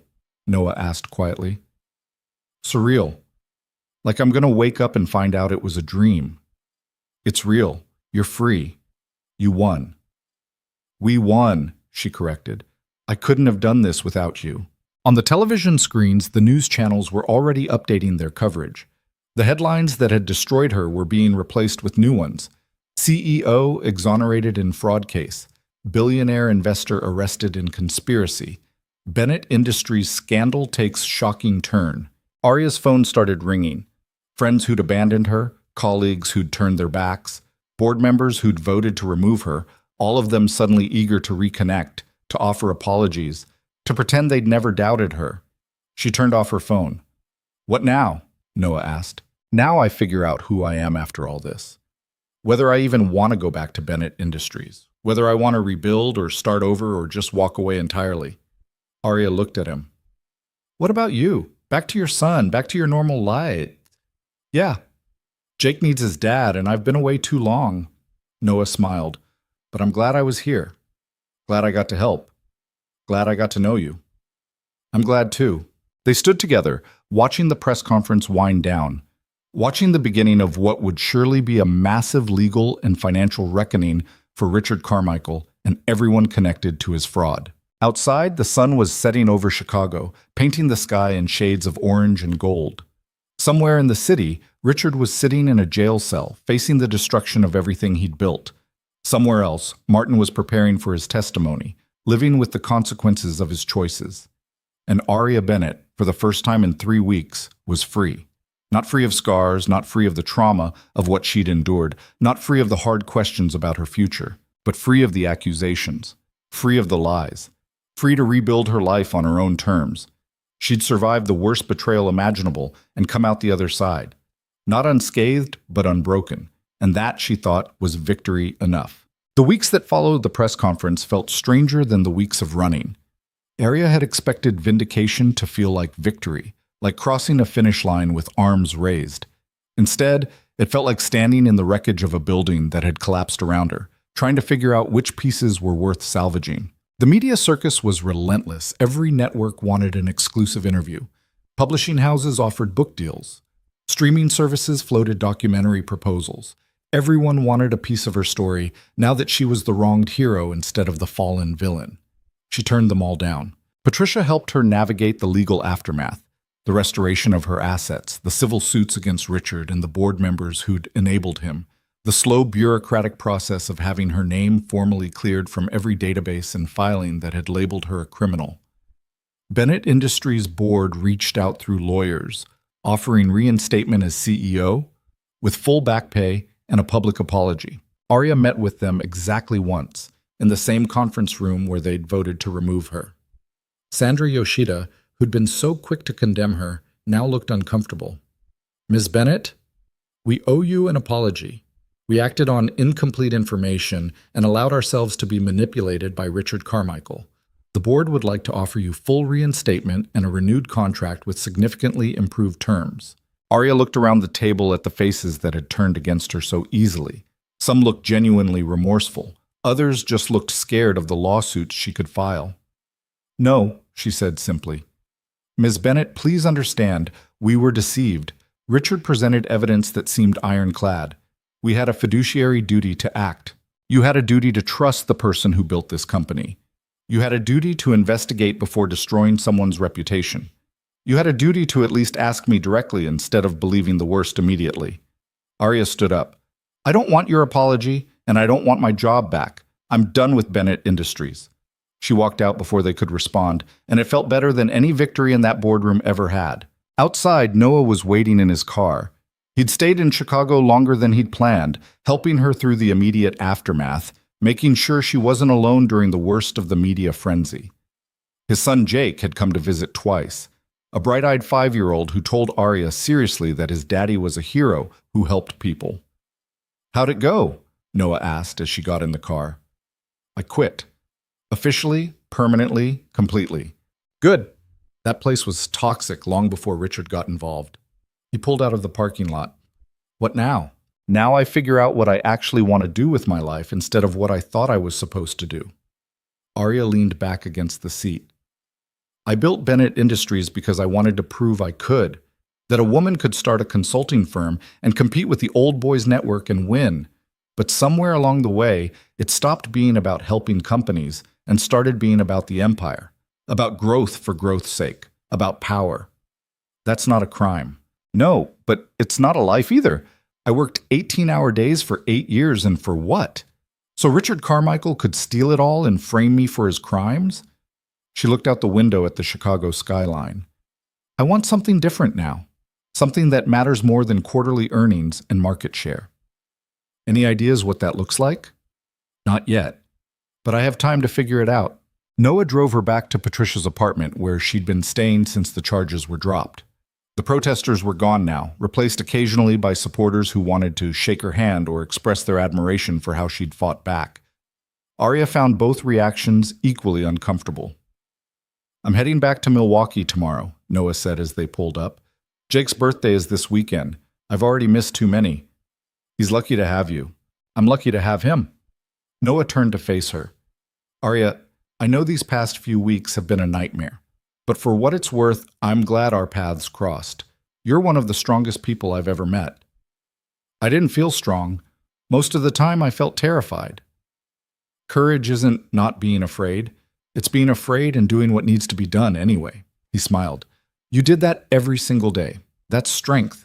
Arya felt tears threatening and blinked them back. Thank you. For everything. For believing me when no one else did. For risking your life and your freedom to help a stranger. I don't know how to repay that. You don't repay kindness. You pass it forward. Noah reached over and squeezed her hand. Take care of yourself. And if you ever need anything, you know how to reach me. After he left, Arya sat in Patricia's guest room and felt the loneliness settle in. She'd spent 3 weeks with Noah as her constant companion, and now the silence felt oppressive. She tried to remember what she used to do with her time before the scandal, before the company consumed everything. She couldn't remember. That person felt like a stranger. Her phone buzzed. A text from a number she didn't immediately recognize, then realized with a jolt was Rebecca Chen, Martin's former assistant. I saw the news. I'm so glad the truth came out. I'm sorry I didn't help more. If you ever need anything, please reach out. Arya stared at the message for a long time before responding. You helped more than you know. Thank you for taking that risk. Other messages followed in the coming days. James Morrison, the building operations manager who'd helped them break into Bennett Industries, checking to see if she was okay. Jennifer Martinez, the Wall Street Journal reporter, asking if Arya had reconsidered doing an interview. Even a few former colleagues who'd stayed silent during the scandal, now emerging to offer support. Each message was well-intentioned. Each one felt like a reminder of how alone she'd been when it mattered. The trial preparations for Richard Carmichael's prosecution dominated the news for months. Martin Price testified in preliminary hearings, laying out the conspiracy in meticulous detail. Richard's lawyers fought hard, trying to suppress evidence, trying to claim Martin was the true mastermind and Richard merely a dupe. But the recordings were damning, and the paper trail Martin had preserved was comprehensive. Arya was subpoenaed to testify at the grand jury hearing. She sat in a room with prosecutors and jurors and told her story from the beginning, the first morning she saw the headlines, the betrayal by people she trusted, the systematic destruction of her reputation. She kept her voice steady, her facts clear, but inside she was reliving every terrible moment. The grand jury indicted Richard on all counts. He was denied bail as a flight risk and spent the months before trial in federal custody. Arya felt no satisfaction in his imprisonment. She'd wanted justice, but seeing him destroyed didn't undo what he'd done to her. Martin Price pleaded guilty as part of his cooperation agreement and was sentenced to 5 years in federal prison. At his sentencing, he asked to address the court. "I want to apologize to Arya Bennett," he said, his voice barely audible. "I betrayed her friendship and trust. I helped destroy her reputation and nearly destroyed her life. There's no excuse for what I did. I was weak and I was greedy and I let someone manipulate me into doing things I knew were wrong. I'll have to live with that for the rest of my life. I'm sorry. I know it's not enough, but I'm sorry." Arya watched from the gallery, feeling nothing. His apology didn't erase 18 months of lies. It didn't give her back the life she'd lost. It was just words, and words had proven themselves cheap. After the sentencing, Patricia approached her in the hallway. "You okay?" "I don't know what okay feels like anymore." "That's normal. Trauma doesn't disappear just because the perpetrators get punished." Patricia gestured toward her office. "I have something for you, not legal documents, just information you might want to have." In her office, Patricia pulled out a folder. "The board's civil attorneys reached out. They're willing to settle all claims against you for the damage to your reputation. The number they're offering is substantial." Arya looked at the figure written on the settlement offer. 8 figures. Enough money to never work again if she didn't want to. "They're scared of a jury trial," she said, terrified. "If you testify about what they put you through, if a jury hears how quickly they turned on you, the damages could be triple this amount." Patricia sat back. "But a trial also means reliving everything publicly. Months of depositions and testimony. Every detail of your worst weeks examined under a microscope. You need to decide if it's worth it." Arya thought about it. About standing in front of a jury and recounting her humiliation. About seeing the board members squirm under cross-examination. About the vindication of a massive verdict. Then she thought about what Noah had said. About passing kindness forward instead of demanding repayment. "I'll settle," she said, "but I want half the money to go to a foundation. Something that helps people who've been wrongly accused who don't have the resources to fight back the way I did. Legal aid, investigative support, mental health services. That's a lot of money to give away. I have enough. More than enough. And maybe if something good comes out of this nightmare, it'll feel less pointless." Patricia smiled. "I'll draw up the terms." 6 months after the press conference that cleared her name, Arya stood in an empty office space in a neighborhood far from the gleaming towers of downtown Chicago. The space was modest. 3 rooms, exposed brick, windows that let in good light. Not an empire. Just a place to work. She'd spent the intervening months figuring out what she actually wanted to do. Not consulting for corporations chasing growth. Not building another company that would consume her life. Something smaller, something human. The Bennett Foundation for the Wrongly Accused had been established with half the settlement money. Patricia helped her hire directors, set up the legal structure, establish the mission. They'd already taken on 3 cases, people whose lives had been destroyed by false accusations and who couldn't afford the kind of help Arya had needed. But the foundation was Patricia's domain. Arya wanted something different for herself. This office would be a different kind of consulting practice. Small businesses, nonprofits, organizations trying to do good work but struggling with the financial and operational pieces. She'd help them without trying to scale them into something unrecognizable. She'd work reasonable hours and take time off, and remember that life existed outside of conference rooms. She was standing in the empty space, imagining where the desks would go when someone knocked on the open door. Noah Hayes stood there, Jake on his shoulders, both of them grinning. "Noah? What are you doing here?" "Jake wanted to see the big city, and I wanted to see how you were doing."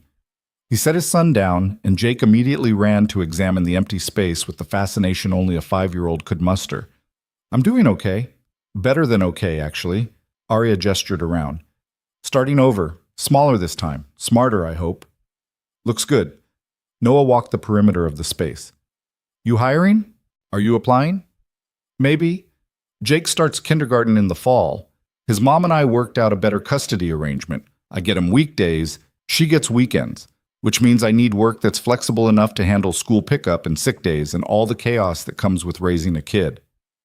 "And you think working for me would be flexible?" "I think working with you would be interesting. We made a pretty good team when we were investigating fraud and running from federal agents. Might be nice to see what we can do when we're not actively committing crimes." Arya laughed, genuinely laughed, for the first time in months. "That's a low bar. I'm a simple man with simple goals." Noah's expression turned more serious. "But honestly, I've been doing freelance forensic accounting since we wrapped your case. It pays okay, but it's lonely. And I keep thinking about what we built together. That kind of partnership doesn't come along often." "What would you even do here?" "I'm not planning to investigate conspiracies as a regular business model. Financial analysis for nonprofits, fraud prevention for small businesses, due diligence for organizations that can't afford the big consulting firms." He shrugged. "Same skills, different application. And I could work part-time, keep Jake as my priority, but still do work that matters." Arya considered it. She'd been planning to start this venture alone, to prove to herself that she could build something without losing herself in it. But maybe that was old thinking. Maybe the lesson from everything she'd been through wasn't that she needed to be independent, but that she needed to choose her partnerships more carefully. "Okay," she said. "Let's try it. Part-time, flexible hours, and if it doesn't work, we part as friends." "Deal." Noah stuck out his hand. She shook it, and something in her chest loosened slightly. She wasn't alone anymore. She had a partner who'd proven himself when it mattered most. Jake ran back over, tugging on Noah's jacket. "Daddy, can we get pizza?" "We absolutely can get pizza. Arya, you want to join us? Jake's been practicing his dinosaur facts and he's dying to tell someone new." "I would love to hear about dinosaurs." They left the empty office and walked into the afternoon sunshine, Jake chattering excitedly about velociraptors and their hunting strategies. Arya listened, contributed questions, and felt something approximating normalcy settle over her. The trial for Richard Carmichael began in early autumn. Arya attended most days, sitting in the gallery and watching the prosecution systematically dismantle his defense.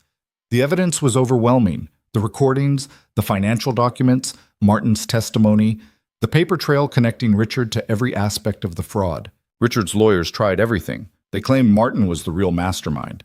They suggested Arya had participated willingly and was now lying to save herself. They argued the recordings were taken out of context, that Richard's talk of handling Arya permanently was just aggressive business rhetoric. The jury didn't buy it. After 4 weeks of testimony, they deliberated for less than 6 hours before returning guilty verdicts on all counts. Richard Carmichael, the venture capitalist who'd seemed untouchable, was sentenced to 32 years in federal prison. Arya felt nothing watching him being led away in handcuffs. No triumph, no satisfaction, no closure.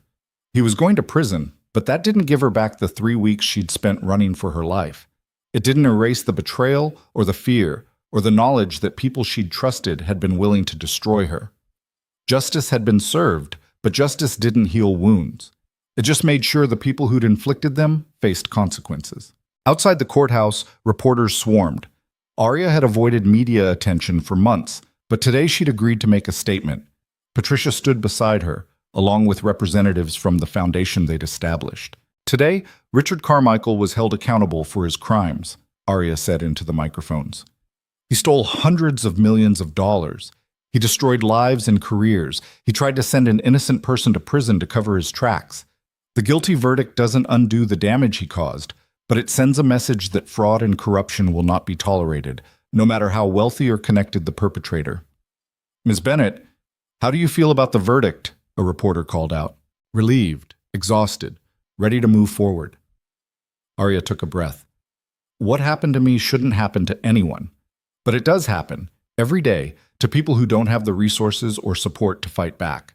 That's why I've established the Bennett Foundation for the Wrongly Accused. We provide legal assistance, investigative support, and mental health services to people facing false accusations. Because everyone deserves the chance to prove their innocence, not just people who can afford expensive lawyers and private investigators." She took a few more questions, then Patricia shepherded her away from the crowd. They walked several blocks before either spoke. "How are you really feeling?" Patricia asked. "Like I can finally breathe." Arya stopped walking and looked up at the sky.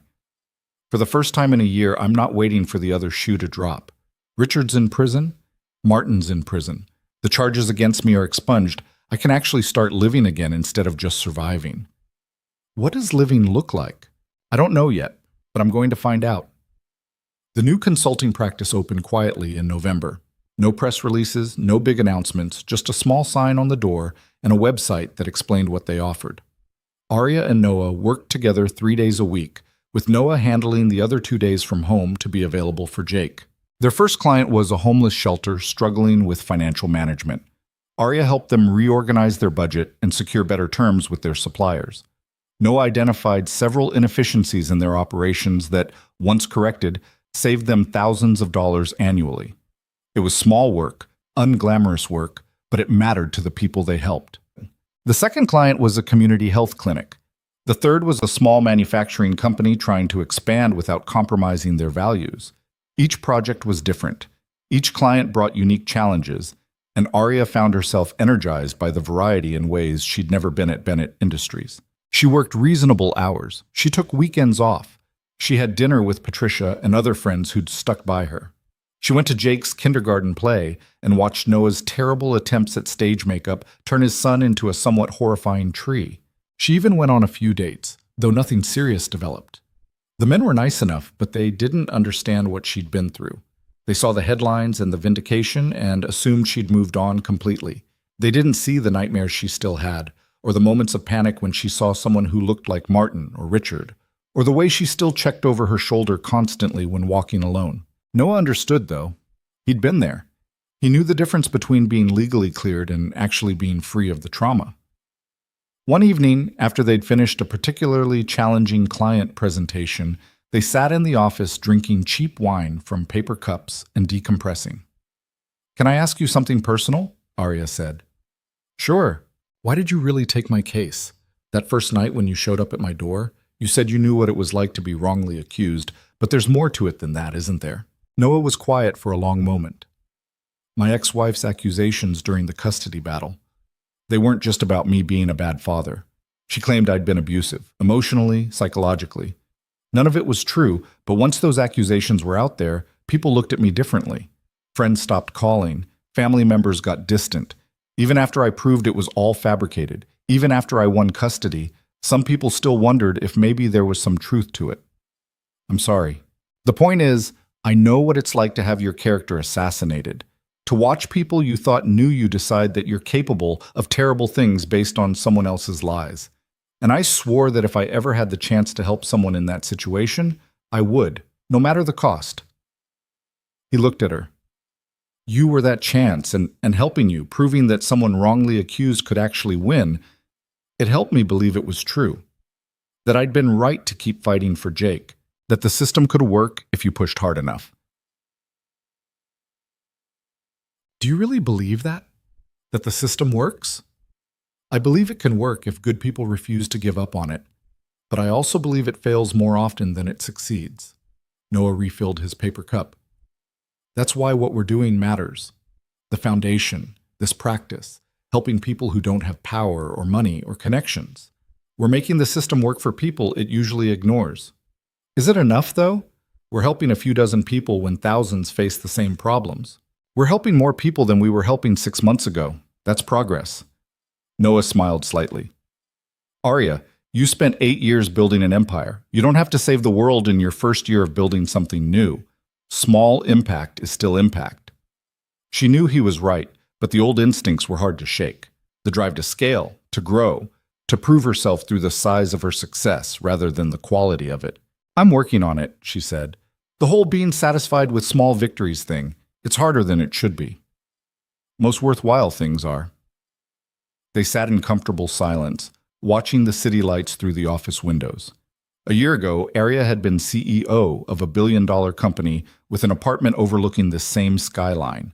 Now she was running a small consulting practice out of a modest office, helping nonprofits balance their books. She was happier now than she'd been then. Not happy in the uncomplicated way, not free of scars or doubts, but happier in a way that felt real and sustainable in hers. The holidays came and went. Arya spent Christmas with Patricia's family, feeling awkward and grateful in equal measure.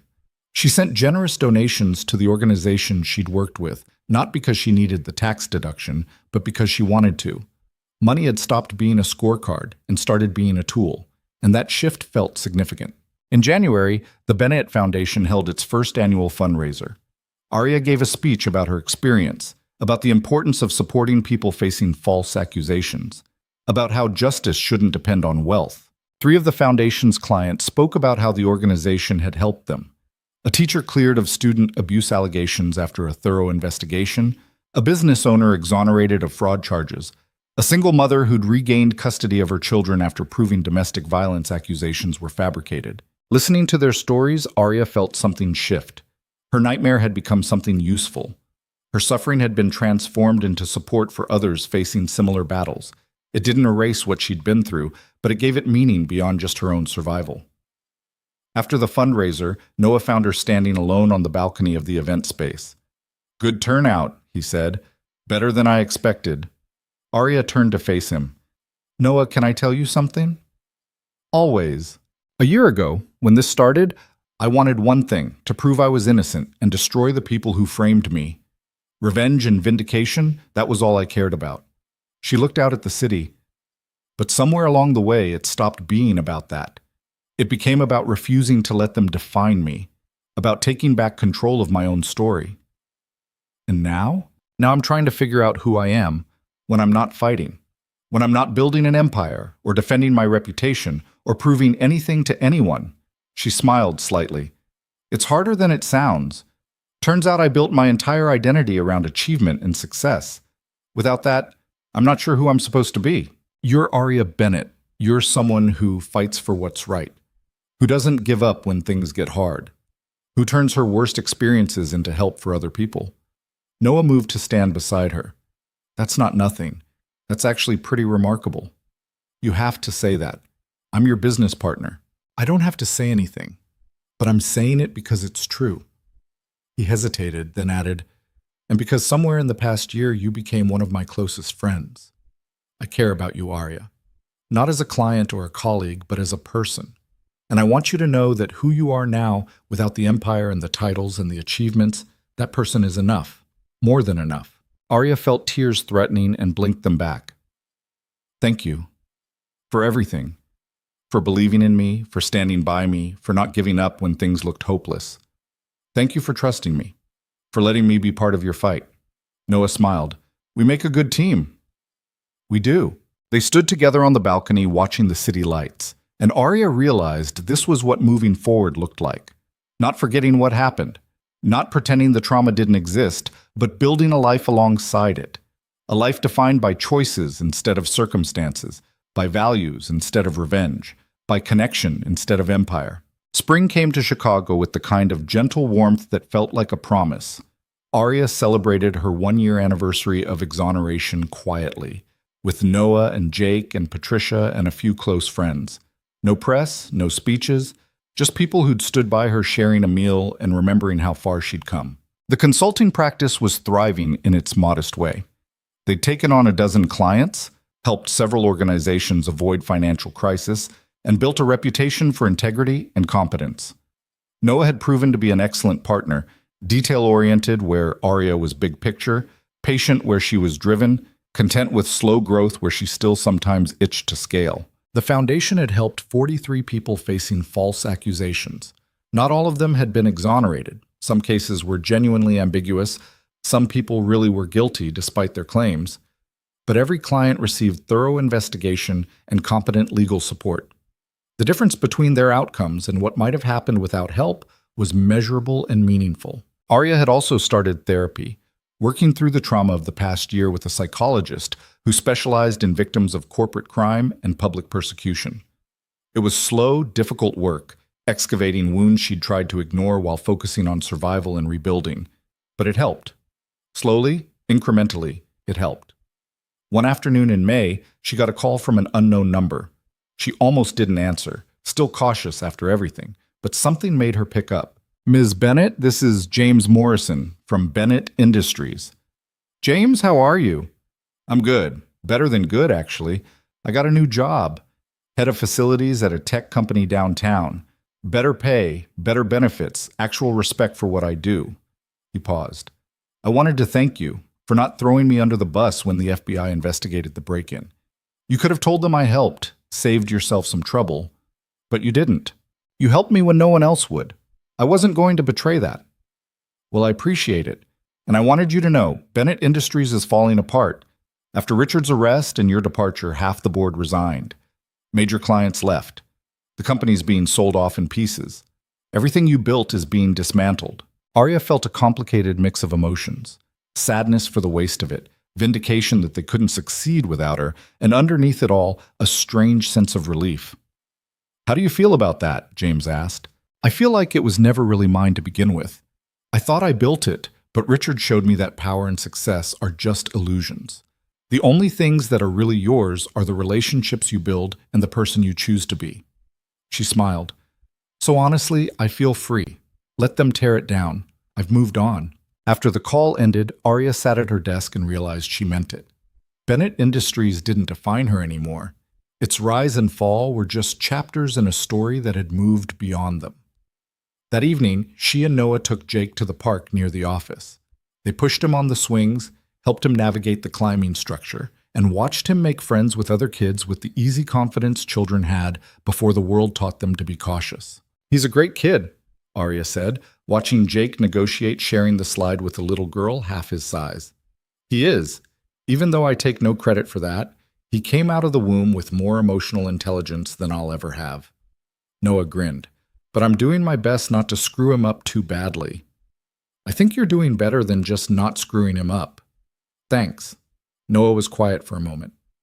Can I ask you something? Do you ever regret it? Building Bennett Industries, I mean? Investing all those years in something that fell apart. Arya thought about it carefully. I regret trusting the wrong people. I regret not seeing the warning signs with Richard and Martin. But I don't regret the work itself.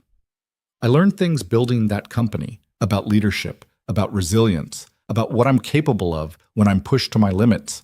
Those lessons matter, even if the company doesn't exist anymore. That's a healthy perspective. It took a lot of therapy to get there, she laughed. 6 months ago, I would have said yes, I regret all of it. It was a waste of my life. But now I can see that the experience shaped me, made me who I am. And I actually like who I am now better than who I was then. The Arya Bennett who ran Bennett Industries wouldn't have started a foundation for the wrongly accused. No. She would have been too busy building her empire to notice people who needed help. Arya watched Jake jump off the swing, landing with a whoop of triumph. That version of me was so focused on success that I forgot what success was supposed to be for. I thought it was about proving myself, about being the best, about winning. But it's not. It's about making life better for people. About using whatever skills and resources you have to reduce suffering and increase joy. When did you get so wise? When I lost everything and had to figure out what actually mattered.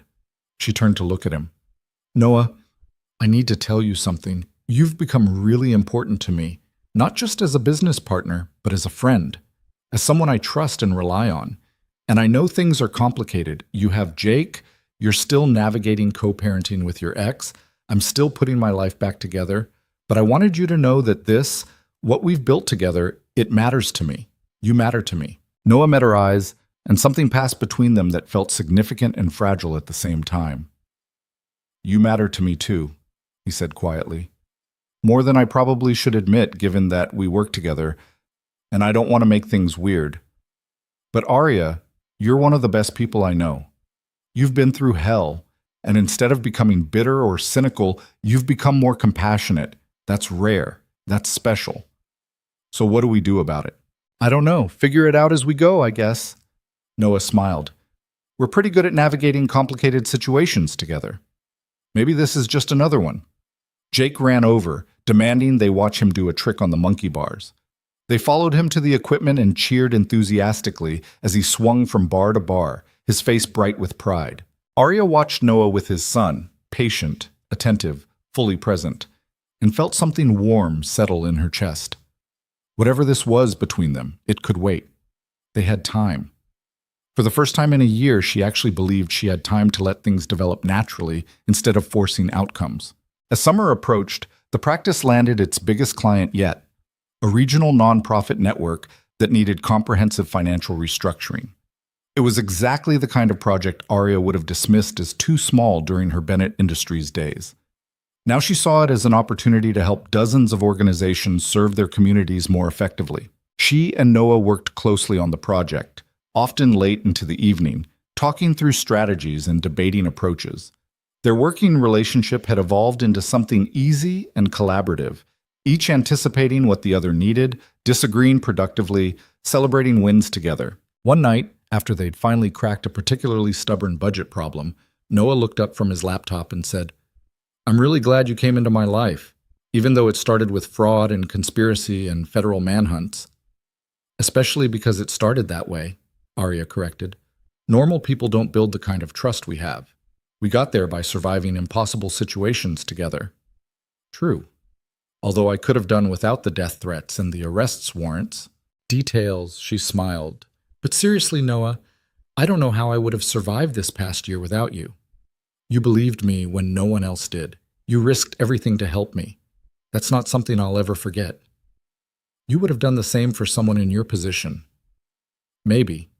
But you actually did it. That makes all the difference." They packed up their materials and walked out together into the warm summer night. The city felt different now than it had a year ago. Less threatening, more full of possibility. Arya had learned to see it not as a place where her life had fallen apart, but as a place where she'd fought back and won. As they reached Noah's car, he turned to her. "Do you ever think about what's next? After this practice? After the foundation is established? After everything settles into routine? Sometimes, but I'm trying not to plan too far ahead. I spent too many years living for future achievements instead of present moments." She looked up at the stars, barely visible through the city lights. "Right now, I'm just trying to be here, to appreciate what I have instead of always chasing what's next." "That's probably healthy." "Probably, although it drives my therapist crazy that I can't articulate long-term goals anymore." Arya laughed. Apparently, survive and try to be a decent person isn't a sufficient life plan. "Sounds like a solid plan to me." They said goodnight, and Arya walked to her own car feeling content in a way that still surprised her. She'd lost her company, her reputation, months of her life to fear and survival. But she'd gained perspective, compassion, and relationships built on authenticity rather than professional networking. The trade felt worth it. A year and a half after the press conference that cleared her name, Arya stood in the same park where she'd confronted Martin. She'd come here deliberately, wanting to face the memory of that night and prove to herself that it no longer had power over her. The park looked different in daylight, peaceful, ordinary, just another Chicago green space where people walked dogs and kids played. Nothing remained of the terror she'd felt, the desperation, the sense that everything was collapsing. She'd survived. Not just survived, she'd rebuilt. And what she'd rebuilt was better than what she'd lost because it was built on truth instead of ambition, on values instead of validation. Her phone rang. Noah's number. "Hey," she answered. "What's up?" "Are you sitting down?" "I'm standing in a park. Why?" "Because I have news. The tech startup I've been investigating, the one we thought might be committing securities fraud, they just got raided by the FBI. Apparently someone tipped off federal investigators about their accounting irregularities. Someone with forensic accounting expertise and a track record of exposing corporate fraud." Arya smiled. "You did that. We did that. Your instinct that something was wrong, my analysis that proved it, our report that we sent to the FBI. We just saved investors millions of dollars and prevented another Bennett Industries situation. We're getting good at this." "We are. Which is why I think we should expand, not Tituam, not huge, not Bennett Industries huge, but maybe hire a junior analyst, take on a few more complex cases, really lean into this corporate fraud prevention thing." Arya thought about it. The old her would have immediately started planning aggressive growth, hiring sprees, market domination. The new her considered carefully whether expansion aligned with their values and quality of life. "Let's talk about it," she said. "Figure out what sustainable growth looks like without sacrificing what makes this work good." "Deal." Also, completely separate topic. Jake wants to know if you're coming to his birthday party next month. Apparently you're his favorite grown-up besides his parents. "I'm honored. Tell him I wouldn't miss it." After the call ended, Arya stood in the park a while longer thinking about the past year and a half, about betrayal and vindication, about loss and rebuilding, about how the worst experiences could sometimes lead to the best outcomes if you refuse to let them define you. She thought about Richard Carmichael in prison, about Martin serving his sentence, about the board members who'd abandoned her so quickly. She felt no hatred for them anymore. Just a distant sadness that people could be so weak, so willing to believe the worst, so quick to sacrifice others to protect themselves. She thought about Noah and Jake, about Patricia and James and Rebecca, and all the people who'd taken risks to help her, about the foundation clients who'd been given second chances, about the small consulting practice that was doing meaningful work without consuming her entire life. This wasn't the success story she'd imagined when she founded Bennett Industries. It was smaller, quieter, less impressive on paper, but it was hers in a way that Empire had never been. It was built on trust instead of transactions, on impact instead of income, on relationships that would survive crisis instead of crumbling the moment things got difficult. Arya left the park and walked back to her car, feeling the weight of the past year and a half settle into something manageable. The trauma would always be part of her story, but it didn't have to be the whole story. She could acknowledge what she'd survived without letting it consume who she was becoming. As she drove through the city toward the office, toward the life she'd built from the ashes of the one that had been destroyed, Arya realized she'd finally found the answer to the question that had haunted her in those first terrible weeks. Who was she when everything was stripped away? The company, the reputation, the success, the power. She was someone who fought for truth, someone who refused to give up even when defeat seemed certain, someone who could survive betrayal and come out stronger on the other side, someone who turned suffering into service, who built relationships on authenticity, who measured success by impact instead of income. She was enough, just as she was, without the empire, without the titles, without the validation of others. And that finally felt like victory.